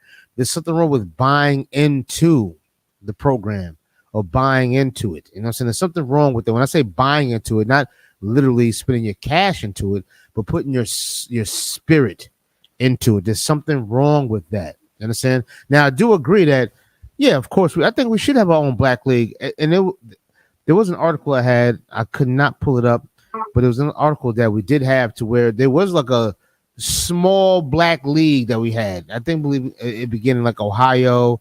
There was some in New York and so on and so on. But to stick to your question, if this is how brothers can get their money, that's fine. And they should, want to play in the NFL, play in the NFL. That's fine. But take that money and do exactly what you just said. Let's start our own league. Start our own league. Don't buy a big chain. Don't buy a Bentley. Don't buy Louis Vuitton. Don't buy Gucci. Don't buy Chanel. Don't go ahead and get you a big old 56-room mansion. There's no need for that when there's a bigger cause and there's a bigger plight at hand. You understand what I'm saying? So I'm not going to deny any brother from getting money because they say money is a defense in the scriptures. Am I correct? They say money is a defense in the scripture. So get your money. You understand? But don't lose your soul in doing that. A lot of our football players, big football players, big sports players, big entertainers, you know what they do when they get rich? What's the number one thing they do when they get rich? What's the number one thing they do? Is it George, right? What's the number one thing? Yeah. Say again? Sweet with white women and shit. They go get a white woman. They go get a white woman. Yep. You understand what I'm saying? They go get a white woman. Yep. That's why when they have that argument about LeBron James and this, that, and the other, he's with that ghetto high school sweetheart from Akron, Ohio that he been with. You understand what I'm saying? And I'm not calling it ghetto in a negative tone either. You know what I'm saying? I'm just using it as an example that he's with her. You know what I'm saying? That's why he's the GOAT. You know what I'm saying? Even Kobe Bryant with his Latina wife. Michael Jordan left his black wife and went and got a white woman. And they call him the greatest. Now, I'm just saying that as an example. You understand what I'm saying? So there's nothing wrong with going to the NFL. You want to go to the NFL? Fine. Go ahead, but don't put your spirit in it. Our people right now tonight should not be going out buying Eagles jerseys and Chiefs jerseys and going out to Buffalo Wild Wings and hanging out with these trailer park trash people that love this sport. They're going to get violent and disgusting and nasty, and their spirit is in this. You understand what I'm saying? Those same football players. Now, if you're going to be a football player, HBCU football player, and go to the NFL, they should expect to be called niggers and coons and monkeys and everything else, because that's what happens. That comes with terror. If you're going to go to the NBA, guess what? They're going to call you niggers and coons and this and other, and they're going to spit on you, and they're going to do all of that. That's what they're going to do. Me, I much rather them give that energy to the Most High God. That's what I prefer, is that they give that energy to the Most High God, because the Most High God is a jealous God. So I prefer that they give that energy, that strength, that zeal, that push to the Most High God. It's more beneficial. It may not be more lucrative, but it's more beneficial than what they're going to get from the NBA or from the NFL, or whatever the case may be. Go ahead, Har. You got it? You want to say something? No, sir. And a lot of times you look at these HBCUs, man, and they're feeding the machine. They're getting the best black players. They're going out and they scouting these kids. They're trying to get them into the school. They bring them up, and it's a major push to get them into the NFL. Absolutely. This starts even at home. This even starts with the parents. It is the scriptures say your sons and daughters will be given unto another nation. We see that in sports. We see that heavily in sports, that the entire process is geared towards taking our biggest, our brightest, our strongest, getting them out of our neighborhoods, sending them off into these college institutions, re-educating them and preparing them to make these billionaire sports owners as much money as they can possibly make. And at the same time, compromising their bodies, compromising their minds. I mean, in the game of football, you have any idea how many times you smash your head into something? Absolutely. It's ridiculous. Like you're a ram or something, a goat. Yeah. There's no shortage of statistics on the harmful effects that a career in football could have on your body. And yet we prep our children from a young age in order to go and get involved in that process. I would personally like to see these HBCUs get together and begin to funnel our children into more productive areas, much better than the NFL. Playing football is not a bad thing. Playing football is not a bad thing at all. But building your nation is better than playing football in the NFL. You know, that big, like think about it for a minute. The Shaquille O'Neals of the world, the LeBron James of the world, Kobe Bryant, the Kobe Bryants of the world. Think about how much better the projects would have been had they stayed there with their influence. Right. Think about how much better these great leaders that have went off and gotten themselves white women and moved into neighborhoods that we would not be allowed in. Think how much better they would have been out here counseling Bloods and Crips. Think about how much better off our neighborhoods would been have all these influential brothers stayed and helped to build up our communities. So I would love to see, these historical black colleges and universities put more of a push towards funneling our children into more productive areas in our communities as opposed to sending them off to play in the NFL. Right. Absolutely. Excuse me. So just to answer your question, brother, how we feel about that? Look, they can go there and get their money. You know what I'm saying? That's fine.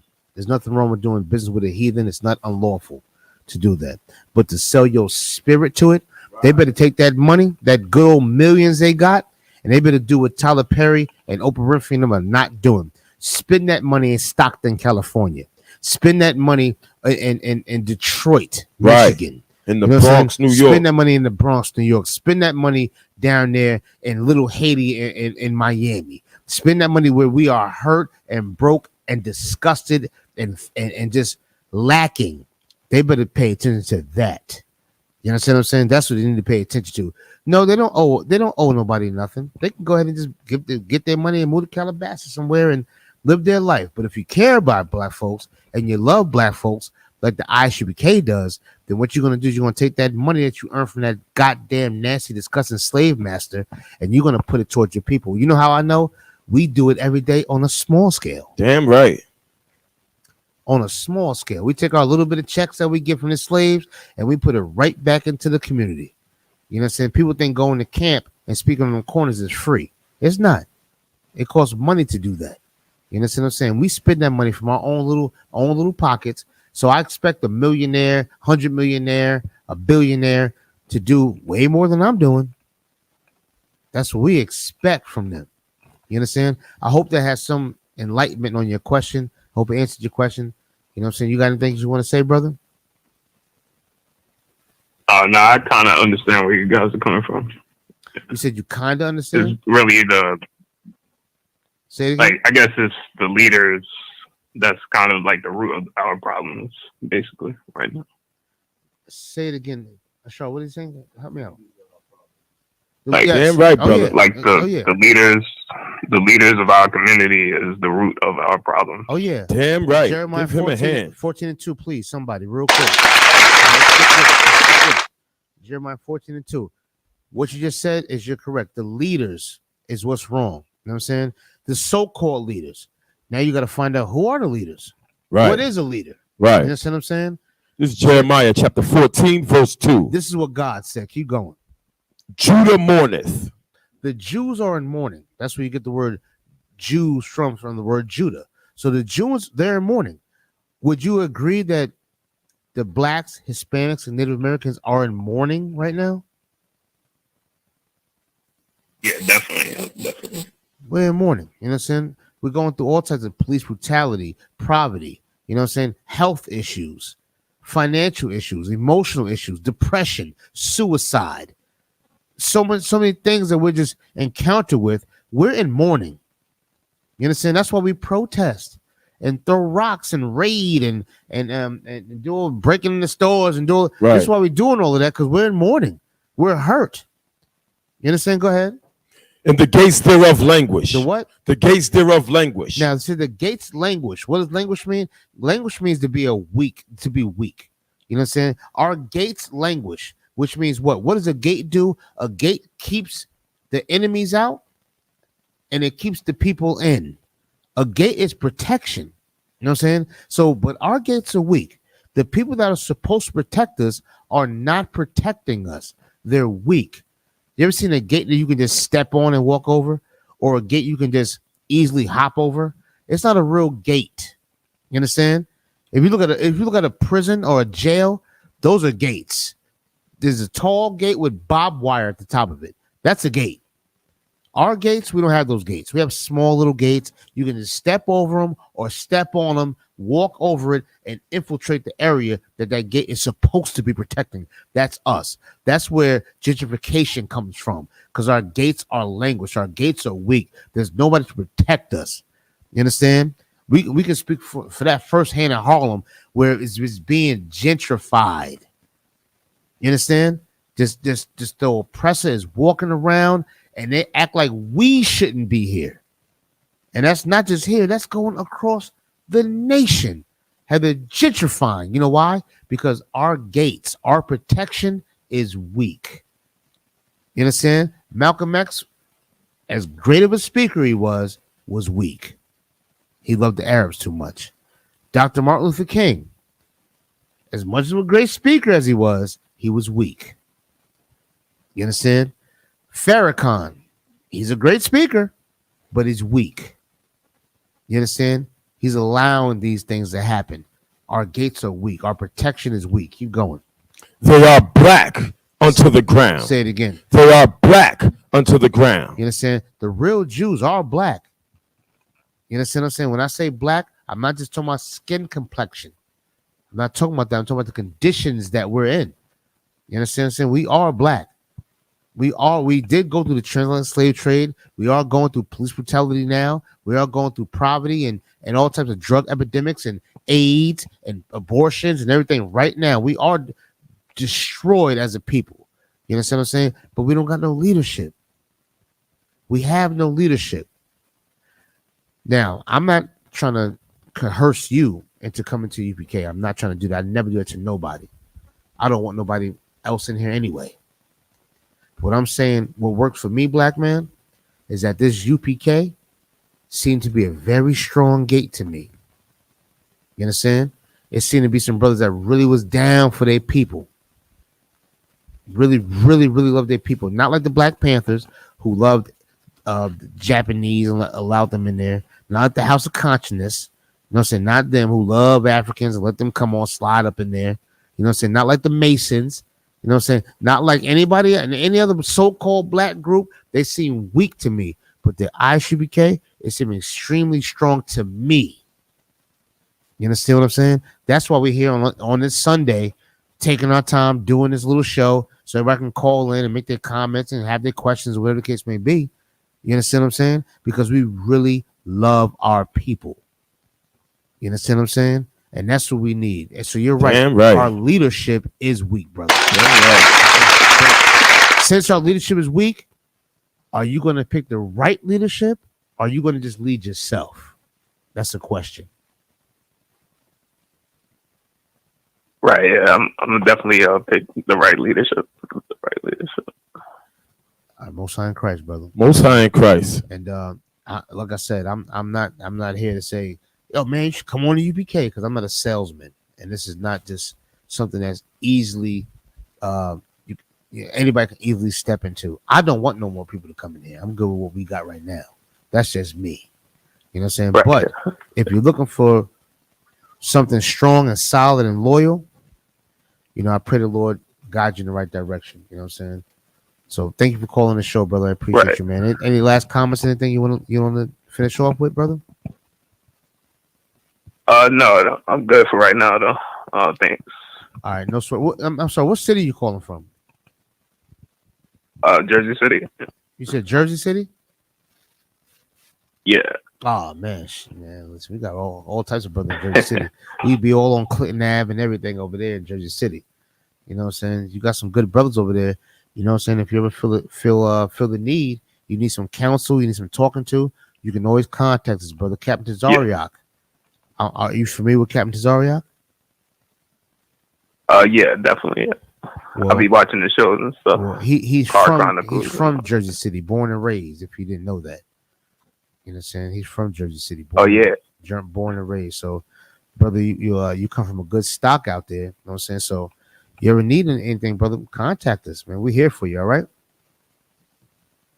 All right, man. Appreciate it. Most High in Christ. Thank you for calling, brother. We appreciate you, man. Shalom, brother. All right, shalom. Shalom, brother. Yeah. So y'all already know ISUPK. We got counseling programs. We got prison programs. We got food drive programs. Anytime, give a call in your city.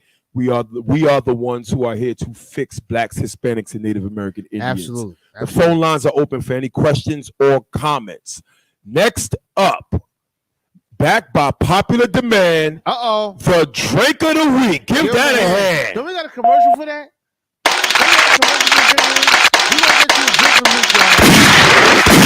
Damn. As you're watching the show, please like, share, comment, call in. Come on with it. You know what I'm saying? We here for a little while longer.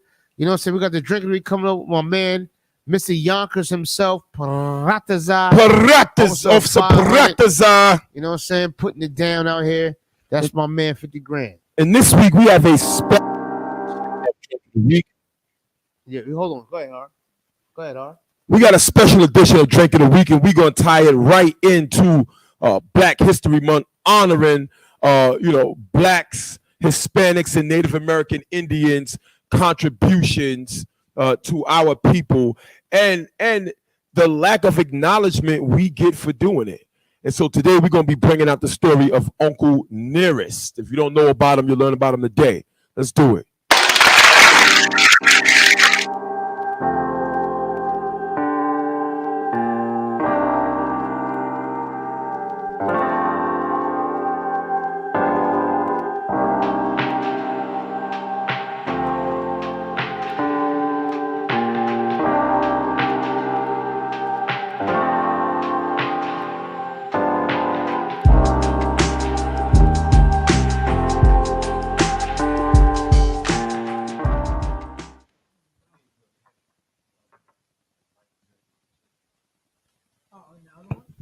All right. We are back. Drink of the week, Uncle Nearest. And so let's give some background on Uncle Nearest.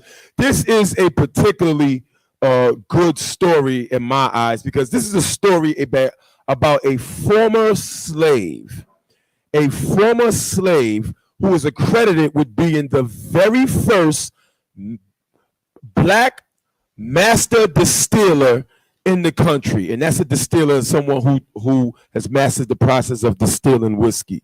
Now, it's very important we understand. We all know that the most famous whiskey in the United States of America is obviously the famous whiskey. The most famous whiskey in the United States. Jack Daniels. It would have to be Jack Daniels, and so we always accredited Jack Daniels whiskey with Jack Daniels himself. But little people know that Jack Daniels learned the entire process of distilling whiskey from a former slave. And his name, they called him Uncle Nearest. Uncle Nearest was a former slave that worked in a worked in a distillery on a farm by his former slave owner. And this former slave owner had a young Jack Daniels also come and work in that distillery. And during Jack Daniels' time in that distillery, he was taught by Uncle Nearest, who was the head distiller at that distillery, how to distill whiskey and to learn all the arts and tricks and trades of whiskey. Now, of course, because Uncle Nearest was a former slave and later on became a free man after emancipation, he still didn't have the opportunities to go off and start a large distillery and become filthy rich and pass down wealth throughout all his generations. And so when Jack Daniels finally did that and went and created his distillery, the very first person he went and hired as his master distiller was the newly freed Uncle Nearest, who then went to work directly for Jack Daniels, became the master distiller of Jack Daniels, and perfected the art of distilling. Now, that just giving you some quick background on it. Another important thing, Slucky, so you have something you want to say? If I may, his name was well, it wasn't, you know what I'm saying, it was Nathan Nearest Green. You know what I'm saying? Yes, he was a quote unquote, you know what I'm saying, he was a slave. You know what I'm saying? Not one of the, you know what I'm saying, first slave, but he was already a master distiller. for, you know what I'm saying, for his slave master, Mr. Green. You understand what I'm saying? Right. So he already had the knowledge. He been doing it for his own, you know what I'm saying? And I have to emphasize this, his whole slave life. His whole slave life. Making whiskey for his master. That's what he was doing, making whiskey for his master. So after, you know what I'm saying, the Civil War, quote unquote, you know what I'm saying? Quote unquote, they so-called freed the slave, you know, then, but before that, because Mr. Green Nearest, he got lent out to another person. Right. You know what I'm saying? Because he's a slave. Right. And that's how he ended up getting in contact with Jack Daniels, a younger Jack Daniels, to train him free. You know what I'm saying? Right. To train him free. So right now, and then now we're talking about Jack Daniels, Salaki. No. Give him a hand for bringing that history out. Yeah, because it's important that we acknowledge brothers like Nearest Green, because let me tell you something. Throughout doing research for this particular segment of Drink of the Week, what I came to realize is that this brother, Uncle Nearest, this former slave who was initially from Maryland and moved to Tennessee, he is accredited with creating and mastering what's referred to as the Lincoln County process of filtering and distilling whiskey. All Tennessee whiskey and bourbon today uses this process. And so if you look at the title of the show, we initially entitled the show Uncle Nearest versus Tennessee.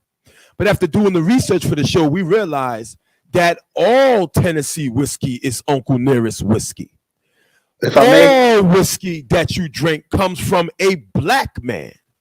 The process of creating whiskey in the first place was perfected by this black man, and there would be no whiskey on the shelves had it not been for his efforts in mastering and creating this method of using charcoal and sweet maple in order to filter the water needed to create the perfect distilling process for what's referred to as Tennessee whiskey today. If I may, and what you're saying is so hard by the One West, you got to understand the difference, you know what I'm saying? Because whiskey is just a general term.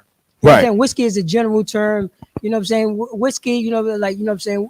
Whiskey is like I said, it's a general term. Scotch, island, you know what I'm saying? From the island, stuff like that. That's all whiskey. Right. But you know what I'm saying? But we know, you know what I'm saying? But when you're dealing with America wanted to be different. They want to be different. So underneath the umbrella that they call their whiskey, it calls a bourbon. Correct. Now, one thing with America got strict standards. And what you was bringing out is so hard by the One West about the method of how to make this bourbon, this American whiskey was, you know what I'm saying, was Uncle Nearest standard. Right. Uncle Nearest standard. You cannot call your bourbon without doing the Uncle Nearest method. The method. Damn right. The method. You got to realize that in American, you got to realize American whiskey, everything got to be fresh.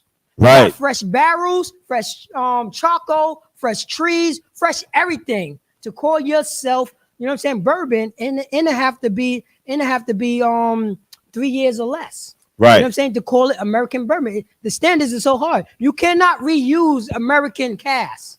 You cannot use that. You know what I'm saying? You cannot use that. You have to use American cask. Yes. Concert. Salakia, if I may, it's so heavy you bring that out, cause it's saying fresh barrels and fresh everything. As we look at the world today, as we are consumers in this world, and we have to go to the heathens, like the scripture says, for everything. When we go inside these wineries and food places, everything is dirty down, rat hair, roaches, and all this stuff. But this is the heathen's kingdom, and he's a dirty man. But when Judah runs this kingdom, you're gonna have fresh wine barrels to drink out of, man. That's right. Damn right. That's right. Damn right. Give him a hand. That's right. Judah is the clean man, man. He's a clean man. That's right. Damn right. That's right. And if I may, I don't want, you know what I'm saying, when you was talking about the fresh, that's where they got their standards from. because everything with it, he was a master distiller.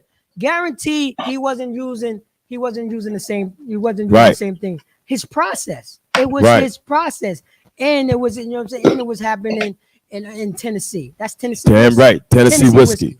And so, as you can see on the title of the show, we initially entitled the show Uncle Nearest versus Jack Daniels, but by doing further research, we realized that all bourbon is Uncle Nearest, and so we just going to use today to honor that brother for all the great bourbon that you have. Every time you drink bourbon, Tennessee bourbon, or any American whiskey, pay homage to the former slave, Uncle Nearest, a black man who perfected this method. And you can drink that at home. Also, it's another thing that's important. It's another thing that's important that we realize. We also want to shout out this sister, Fawn Weaver. Because had it not been for this sister's diligence, we would have never known about Uncle Nearest. And let me tell you something. Every great invention in this country has its origins in slavery or some black man that came up with some great idea that the history and legacy was buried under someone like Jack Daniels. This is just one sister who was diligent enough to go and do the history and find out about Uncle Nearest. And through this sister's persistence, she was able to go find old letters and go find old memoirs and the biographies, autobiographies of Jack Daniels. And she was able to take that information and bring it out about the greatness of Uncle Nearest and his contributions in creating bourbon. And we'll just yeah, and we'll just we're gonna honor Uncle Nearest today and read a little bit off the back of the bottle. So Uncle Nearest 1884 continues. If I may, this is the sister. You know what I'm saying? How you pronounce her first Her name? name is Fawn Weaver. Fawn Weaver. This is her distillery. Right. This is the sister distillery. Let me remind. For you to get Uncle Nearest, guess who's producing the Uncle Nearest? This sister right here. Right. Her distillery. So only way that you can get Uncle Nearest is coming out her distillery. And this is the sister. This sister was not only able to be a historian and do the history and bring out this history about this great black man, but then she was able to take that history and use it to start her own distillery and get into the business. And so here, let it be known, we always honor black-owned businesses, and today we'll be honoring Uncle Nearest and also this sister Fawn Weaver for bringing out this great history about a great man. Uncle Nearest 1884 continues to be the remarkable legacy of Tennessee distilling legend Nearest Green, the first known African-American master distiller. Each small batch is curated by his great-great-granddaughter. Whiskey Magazine 2021 Master Blender of the Year. If I may, I apologize. Let me let you know what small batch means. Small batch is like a selected. You know what I'm saying? Because they have like endless of holding places of these casks. You know what I'm saying? Endless holding places of the casks. Right. So the master blender would go through all these, you know what I'm saying, barrels of, you know what I'm saying, of spirits. Right. Just sitting in barrels of grabbing flavors. You know what I'm saying? In the wintertime, in the summertime, all that flavor, you know what I'm saying? The wood expanding and expanding. Right. So they select this small batch of good, you know what I'm saying? These good spirits. And this is where, you know what I'm saying? This is where the master blend, the master taster comes into play. Because they know the difference. You know what I'm saying? The same barrels that's on the west side of the factory is different. It's a different taste on the west side of the factory. Right. You know what I'm saying? So what it mean? Like when it says small batch, when you read small batch means a selected, you know what I'm saying, particular tasting whiskey on the other side of the factory. Salaki, sir. That was selected by the master distiller. Most High in Christ. And we're gonna bring up a picture. This particular picture here, if you can see, that's I believe that's the grandson or the son of Uncle Nearest. There aren't any known pictures of Nearest Green himself, but his family. Sitting on the other side. That in the white hat, that's Jack Daniels there. And I believe that's either the grandson or the son of Nearest Green. Nearest Green's family to this day still works for Jack Daniels. But it's only recently, within the last few years, that Jack Daniels actually decided to come out and give the man his props, you know? So it's important here and let it be known that we give him his props and give his family his props for their legacy in bourbon, because as blacks and Hispanics, when we think about bourbon, the first thing that comes to our mind is some long beard oppressor, sitting in Tennessee playing one of them, the ding ding ding ding ding, you know what I'm saying? Right, with the spoons. But we're here to learn today that the entire process of creating bourbon was created by a black man. And let me tell you something else. Had they not distorted our history as much, we would find out that every good thing this disgusting nation has profited on has come from a black man in some way, shape, or form. It just took the diligence of one sister to figure out this one particular thing. And so we're going to give a quick drink, and, honor the legacy. Let me just say this. Also, it was some information back in the, I think, as even the early 60s or the late 70s when they was talking about this. But it got swept underneath the rug. Right, it got swept underneath the rug. Sister redugged it. She came across that information by accident. Right. And started looking into it, and now you say now she have a distillery. She actually said that she was overseas and got a hold of an Old Times magazine newspaper that actually gave credit to Nearest Green, and then she got intrigued and went and then she ended up buying her own farm, creating a distillery, and created Uncle Nearest. Uncle Nearest, this brand of Uncle Nearest is a black-owned business, and so again, which just reached $100 million in sales. Just reached $100 million in sales. Give that a hand. And I believe they also donated $1 million to HBCU. So let's go ahead and give a drink here. Wait, try out this fine bourbon. Just remember, we have to enjoy this. I know we don't have a lot of time, but I like to enjoy my bourbon. You know what I mean? The bourbon. So right now we're gonna want to see the legs. We want to see those. Shake it. You know what I mean? Right here, and see those nice long legs. They do got nice long legs. Nice legs. Yeah, you got nice legs right here. It's coming down nicely right here. You know what I'm saying? We're gonna go in. Nice color too. This is not preservatives right here. You know what I'm saying? It's standard. This is standard brown right here.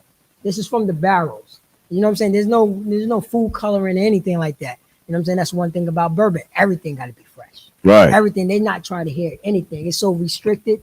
So right now we're gonna go in with the nose.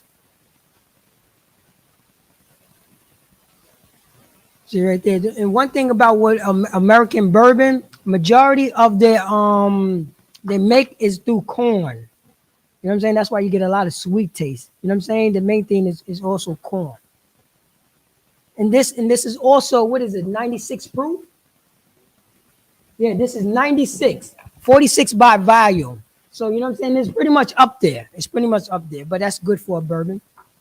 I gotta tell you, I like that much better than Jack Daniels. Oh. I like that much better than Jack Daniels, which goes to show that as time comes on, we improve on the process. You know, Uncle Nearest made, the best bourbon, and this sister was able to come along years later, and in my personal opinion, made a better bourbon. Made a better bourbon? Made a better bourbon, man. So let's give a big shout out, a round of applause to Fawn Weaver, Uncle Nearest, and to all the black innovators, all the former slaves who died without getting recognition for their efforts and their great contribution. I would like to, this is my last statement. I would like to say it's only whiskey that will bring peace to cognac.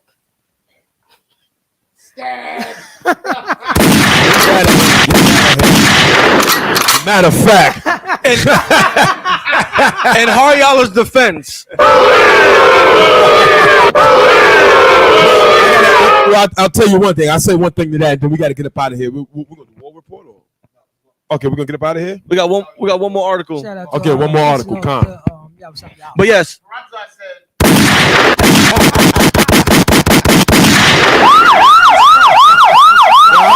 I will say one thing. Now that I learned about this, I'm gonna go back and do some more research on cognac because I'm sure there was a black slave somewhere in France helping them out. You know. La Yashala. Which means to Israel. And shout out to the blood, sweat, and tears of Uncle Nears. Damn right. Damn right. Give him a hand.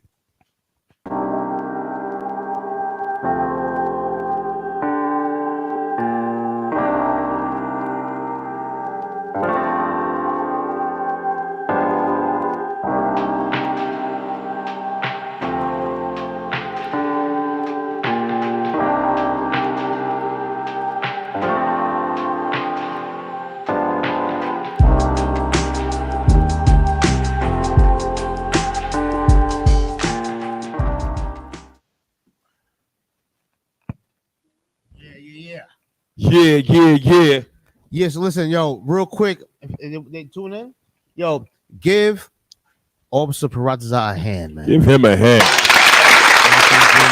The brother breaks that thing down like no other. You know what I'm saying? Word up. You know what I'm saying? Big up to that brother. He does extensive research. And when I say research, I mean he has extensive experience. Experience is the best research.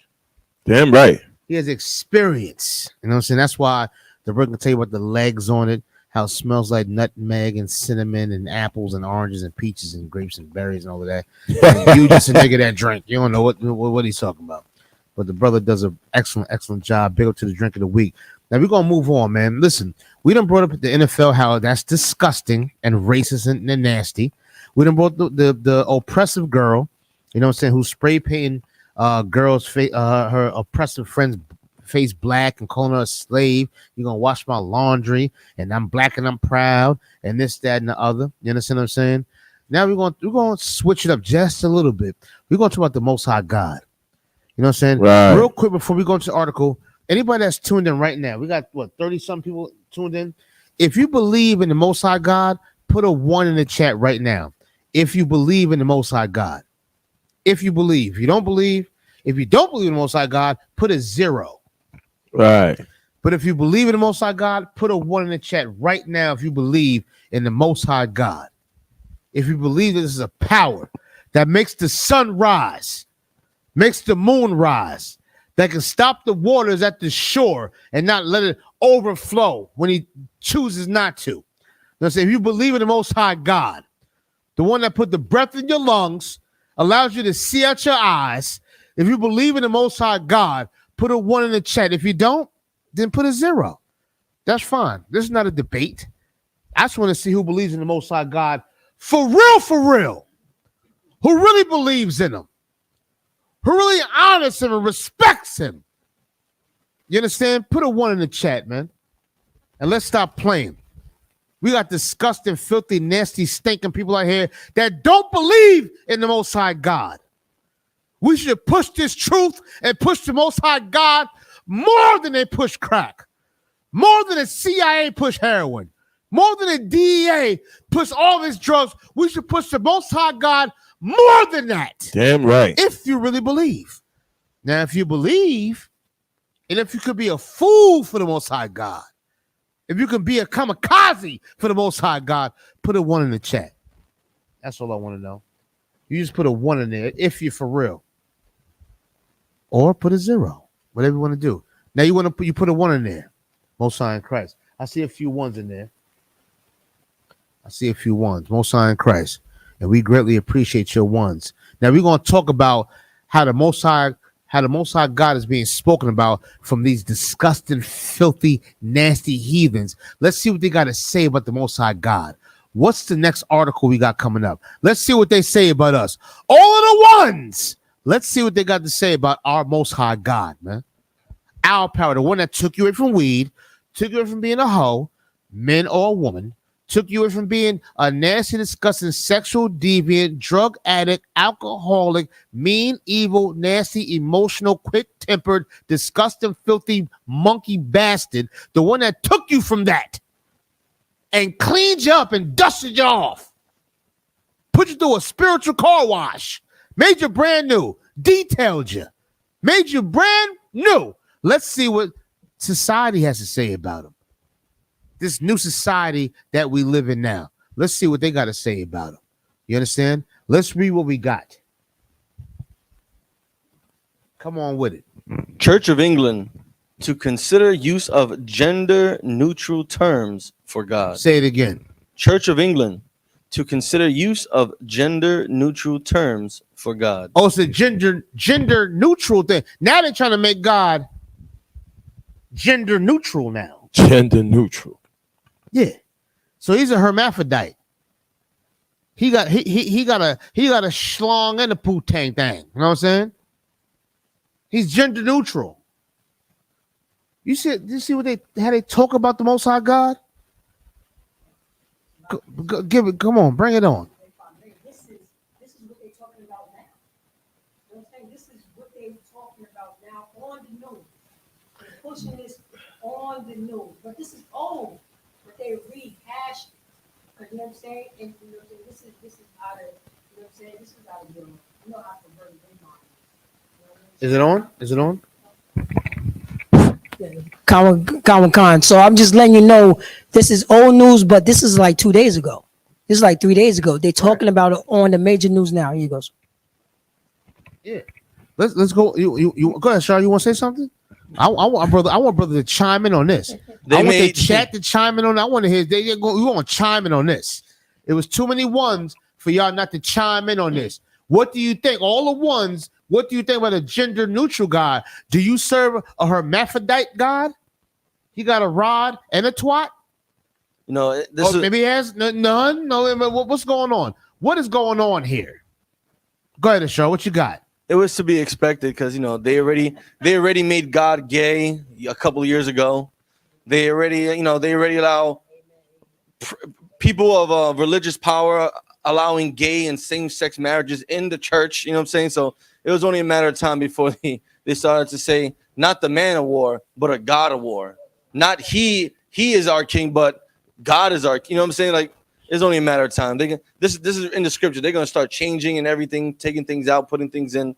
Pause. But this is to be expected. This is disgusting. You understand? Salaki, if I may, please go ahead, bring it on, brother. This is gonna start the how you saying the law for young kids to cut off their penises. Oh yeah, they're doing the snip and tuck. That's popular now. The snip and tuck. Who would do a thing like that? You got to be all the way out of your mind. Itazam, what up, Itazam? Hey, shalom. How about you? Down. Yo, hey, so listen, man, it's crazy. And what also Kawhi just brought out is definitely part of it. And you can see it already. It's even worse. I'm glad y'all brought this up because it's even worse that this is already the known motive of America right now. To get your babies, to seduce your babies into this perverse sexuality. But now they're using the face of what people consider the face of the Most High to push it. This is directly against the Most High. Like what they're doing is a direct attack against everything that the Most High does.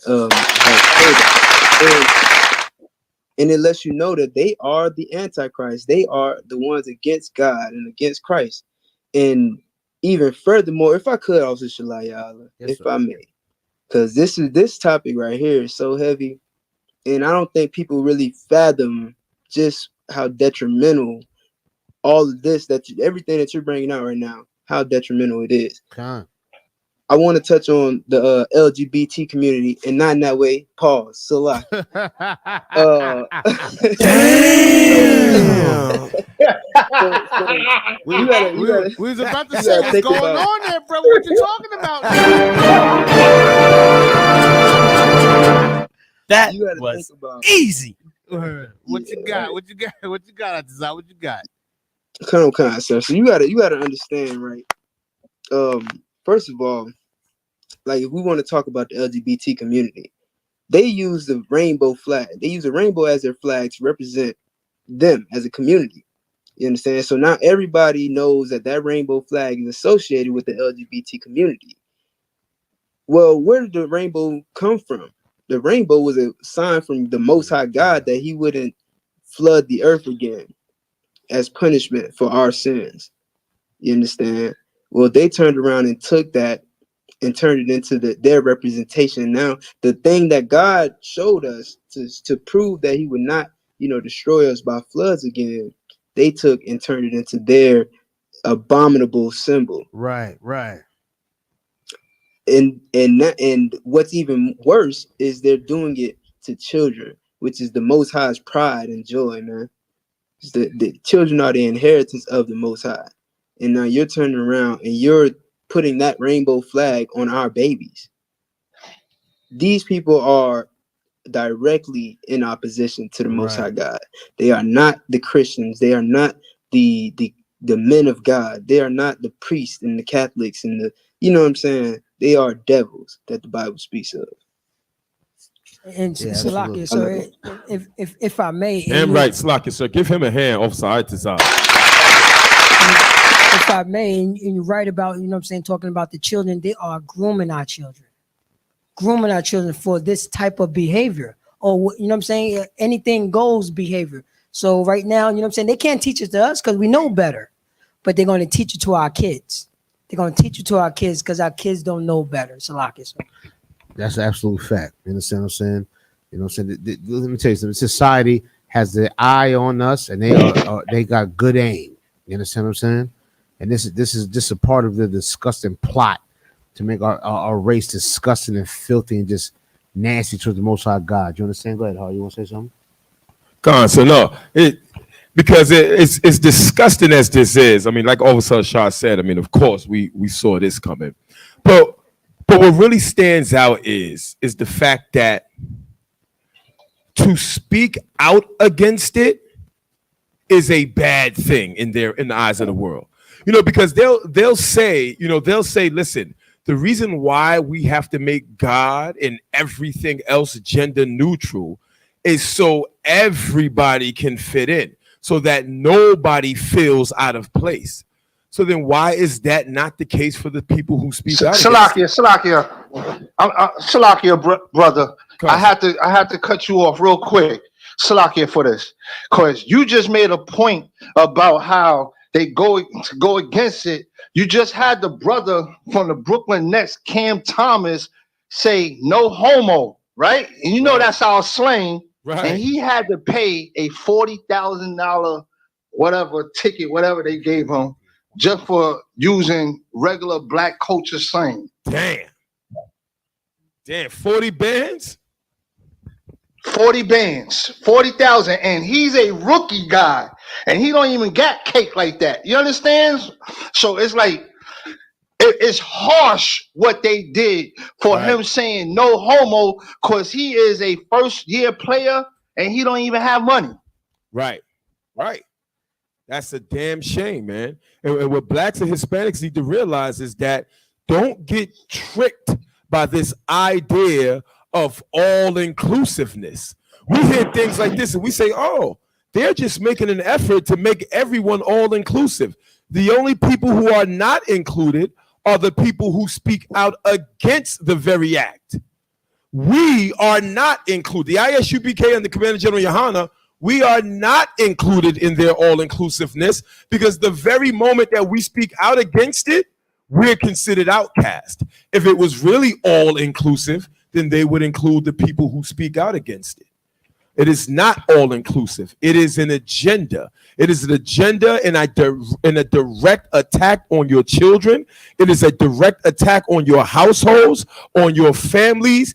They are plotting the death of you, black man, Hispanic man, Native Indian man. They want 2 men in your household. They want 2 disgusting women laying in the bed with each other, thinking that they don't need a man, they hate men, and don't want to produce children.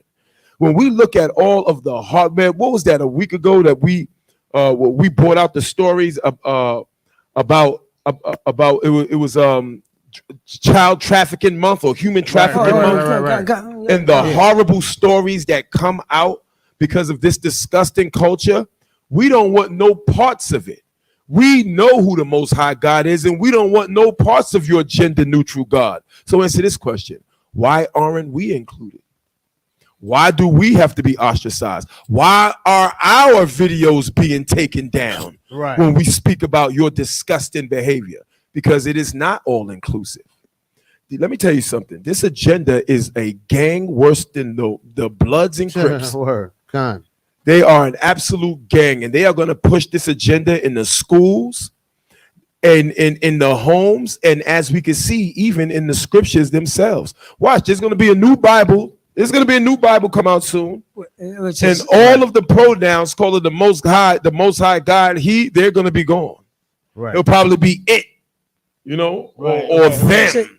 So like if I say, because I'm going to let you know, Exodus chapter 15, verse 2 going to be gone. You know what I'm saying?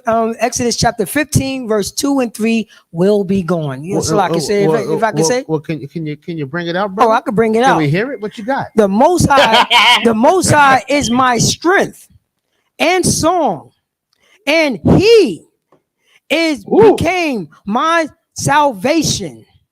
He is my God, and I will prepare Him an habitation.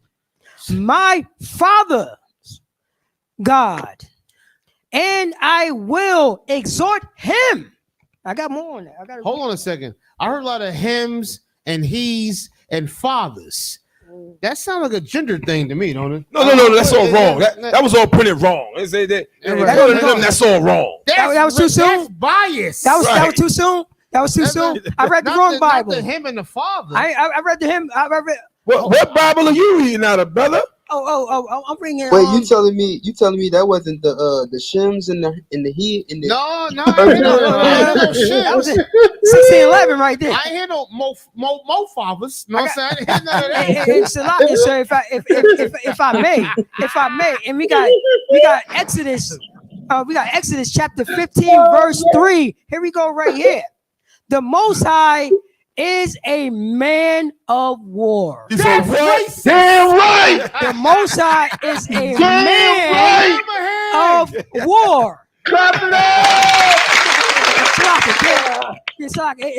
Can I say it one more time? Is that hold on? That's hate speech. Is that hate speech? That gotta be hate speech. What's your turn? Same for the niggas in the back. What they say? The Most High is a man of war.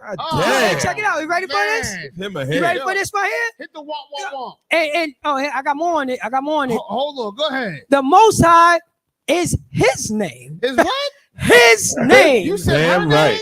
His name. Its name. His name. His name. His name. I mean, Sorry. We don't want to worship your Xena warrior princess God that you're coming out with.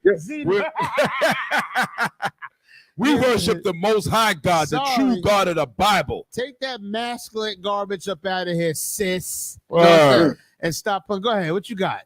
Officer Karab wanted this scripture to be read. Bring shout it out, shout out Officer Karab. He wasn't able to make it today. What up, Karab? Genesis chapter 1, verse 26. And God said, let us make man in our image, after our likeness, and let them have dominion over the fish of the sea, and over the fowl of the air, and over the cattle, and over the earth, and over all the earth, and over every creeping thing that creepeth upon the earth. So God created man in His own image. They might say, well, that man, that in that context, that means means human beings. That's not talking about literal man. So let's go to where it says, my flock are men. Pull that up somewhere. Google that. Hit that real quick for me, real quick. You got it's on it? No, you huh? No, I'm saying no. No, you ain't got to. Matter of fact, yes, you can finish that. Go ahead, finish that. Concern. In the image of God created He him, male and female created He them. Slow down now. He created what? God created man in His own image. In the image of God created he, him, male and female. Male and female. Whoa. It's not just one hybrid. No. That's not what they're talking about. It's not one conglomerate. Right. It's not Hold on. It's not all so you together. telling me Male and female. So it's not it's not RuPaulish. Male and female. It's not. This is not right. It's male and then there's a female. Is that correct? Okay. Maybe I'm wrong. Let me know. Right. No, It's let it be known. Right. Let it be known. Am I wrong here? Salakia. Male and I female. got the scripture if you want it, sir. Yeah, Kawak, matter of fact, brother, go ahead, brother. I like to say, go ahead, brother. Read that thing, brother. Ezekiel 34 and 31. What you got? And ye, my flock. My what? The flock of my pasture. All men. Say it again. All men. One more time. All men. Hey. Salakia. We not saying amen either. Yeah. We not saying so be it. We saying the flock of my pastor are men. They're men. So this gender neutral garbage that is oppressors trying to push on our people is more potent than the poison of the heroin and crack and Molly and ecstasy and hybrid weed and prostitution and abortion and everything else that they try to push on us. This is just as bad. Damn right. God is not gender neutral. There's no gender neutral. So you're teaching our sons and our daughters, you can be whatever you want to be in life. They just say, what you want to be when you grow up? I want to be a doctor.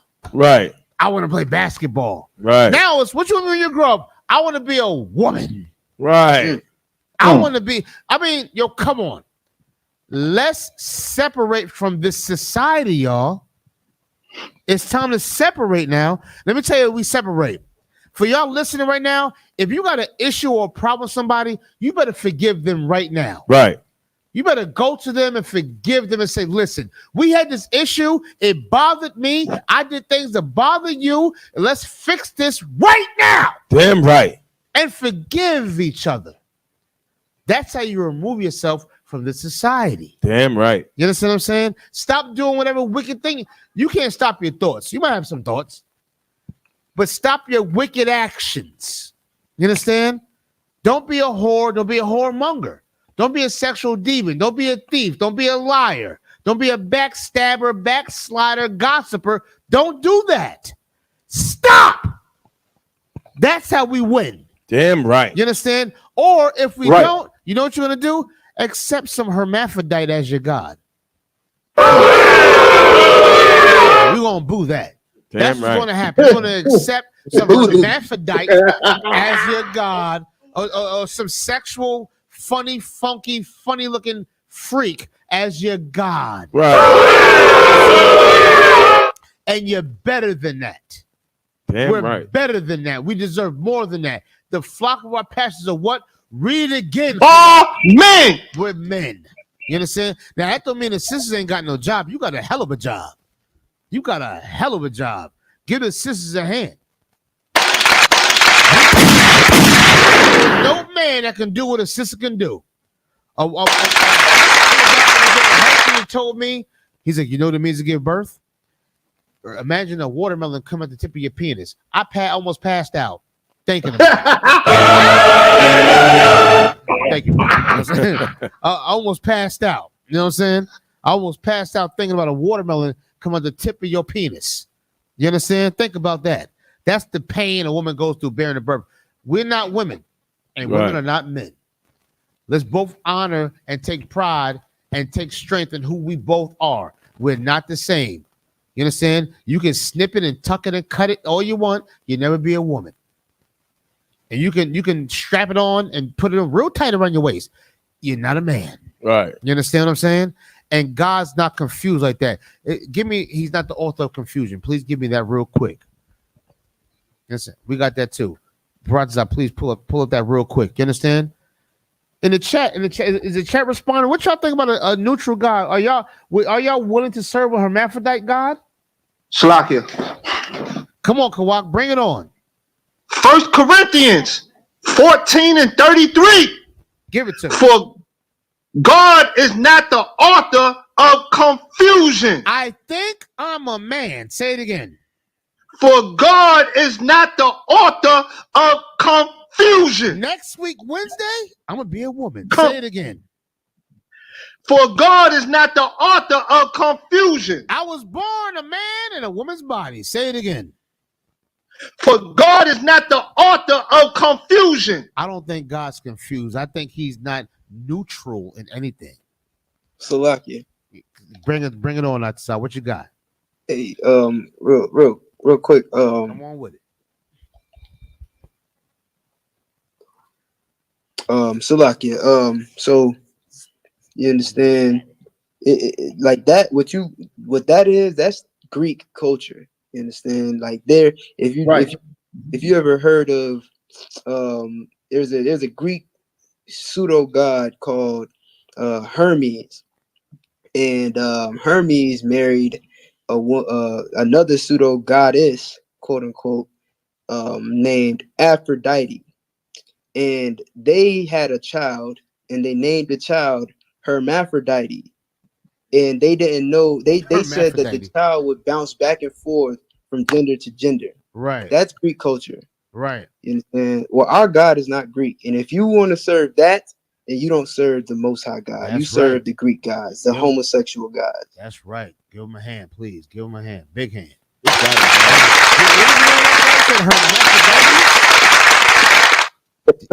Sir, it's Hermaphrodites. Hermes and Aphrodite had a child, and the child was named Hermaphrodite.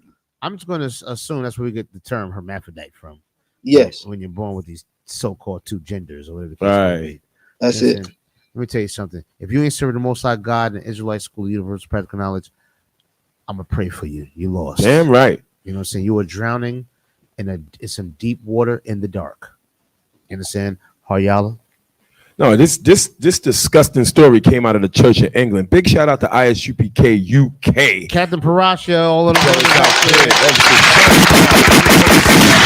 The Passover, April 1st in Raleigh, North Carolina. Listen, man, if you're a Black, Hispanic, and Native American Indian, and you in the UK, don't go to the Church of England. All right? Go to the ISUPK UK. Contact the priests and prophets in the ISUPK out in the UK. That way you don't end up serving this gender neutral weird God. You end up serving the true Most High God of the Bible, the God of Israel, the God for Blacks, Hispanics, and Native American Indians.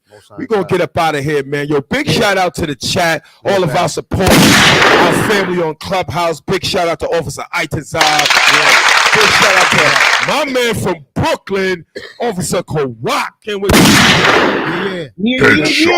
building. You know how we give it up, man. Big shout out to Officer Karab, Officer Yawa Allah. We'll see them next week. The War Report coming your way next week. Concert. Real quick. Itazab and my man Kawak, listen, y'all got some business y'all want to promote? You know what I'm saying? UPK, Florida wear and all of that. What y'all got going on real quick y'all want to promote? Itazab, what you got? Yeah, come, sir. Absolutely, man. The water for the platform as well. You understand? Make sure y'all tune in every week. I definitely would like to give a plug to UPKFL where, you know what I'm saying, y'all definitely, I appreciate all the support that we've been getting so far. You know, I just ask that y'all continue y'all support. You know what I'm saying? There's no family greater than this family right here in the ISUPK, man. Y'all support a brother through all his ups and downs. No, I know that UPKFL where it wouldn't be shit without y'all. So the water, I just ask y'all continue support. Yeah, he's a UPK FL wear. I always say UPK flyware. That's what I always say UPK flyware. You get it right, like UPK flyware. Yeah, I always say that. Yo, you might have to switch it to put a Y on the end of that, man. UPK flyware. That just sound kind of catchy. Kind of catchy, man. Yo, keep on doing. Yeah, keep on doing your thing. Itazab, man. Man, listen, you're an extreme motivation to brothers. You just don't know it, man. Damn right. Listen, the water for your service, brother. We appreciate it. You understand? I need some shades. Yeah, Itazab got called Itazab. He do flyers, T-shirts. The nigga's a hustler. Florida, Right. I'm telling you, Florida gets to the money. You know, Yeah, right. You know what I'm saying? Now, Kawak, listen, let me tell you something. You're driving down to the Passover. You have your own personal cab service.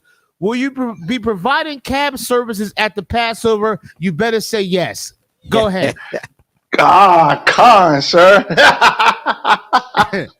I'm gonna be there with the van. I got Officer Khan and Trooper Bunyala going down with me. We're gonna be at the Passover. You know, we're gonna enjoy this lamb, this bread, Most High in Christ, this wine. Most you High know, in Christ, Most High in Christ. and but one of the big events is hearing the announcements of Hebrew Academy. That's a real big event. That's a real If it big happens. event. If it happens, you know what I'm saying? But listen, Right. listen, are you going to be providing your car services at the Passover? Are you going to be driving folks around? If people need to get to the car, sir. Okay, well, how can they contact you? They don't know how they gonna how can somebody from California get to When I get down there, all you gotta do is call my number or hit me in the inbox, Kawak ISUPK. On Facebook. What's the number? 347-624-2899. 347-624-2899. Wait up, Salakia, if I may. Also, we got the single "Pay Your Tithes." You know, you could type that in YouTube. Pay your tithes. When you get your money. Let's cue that up. Right. Pay your tithes when you get your money. We're gonna play that. We're gonna play that track as we end this. As we end the show. You understand what I'm saying? And one more, if I may, sir. One more. Please. And I should have the must be Israel oil that I made. Following after Officer Khan and Captain Tazaria trying to get in the oil business now. Well, are you gonna have that at Passover? Can we buy that Passover in the lobby? What we doing? Where's it at? What's up? Yeah, I'm gonna have them on deck. I'm gonna have them on deck. All right, just holler. All right. When you see me, just holler for that must be Israel oil. Right, well, you know, we niggas. So the word's gonna spread. The little bit, the 35 people listen, they gonna spread the word now. You know what I'm saying? Come on. As long as you got it, and I'm going to have that, Salaki, if I may, sir. And I'm going to have that ISUPK shea butter with tea tree oil also. Okay. Oh, you doing that? Okay. You trying to smooth things out? Okay. Yeah. We got clear that little ashy elbow for the brothers and sisters. You know what I'm saying? Don't forget the kneecaps now. The kneecaps too. Yeah, kneecaps too. Most High in Christ. We're just having fun here, y'all. Support this truth. Support black businesses. You know what I'm saying? UPK. We got a lot of good businesses going on. A lot of hustles in here. Brothers and sisters. And let me tell you something about UPK. We love each other in here. Never met each other before, not yet anyway. But we love each other, from the brothers and the sisters. Everybody in the chat, Makwadash, you know what I'm saying? Barack Wana, Just Arthur Paint, all my sisters, everybody in here, you know what I'm saying? Amanya, everybody, you know what I'm saying? We love all of y'all. We love the brothers, you know what I'm saying? Love the sisters, man. This is the UPK under Commander Junior Han. This is the show, Let It Be Known. I encourage you that if you listen on Cross the Line, go to Let It Be Known podcast on YouTube and subscribe there as well. You know what I'm saying? Subscribe there, because soon we're not going to be on Cross the Line, and we love your support. You know what I'm saying? This is what we do. I'm pretty sure it was a 5,000 Shalai Yala, Har Yala. Take us on, bro. What you want? Yeah. Of course, we are live from ISUPK headquarters in Harlem, New York. Let It Be Known, episode 55. Thank you for joining us. See you next week. Hand clap. Hand clap.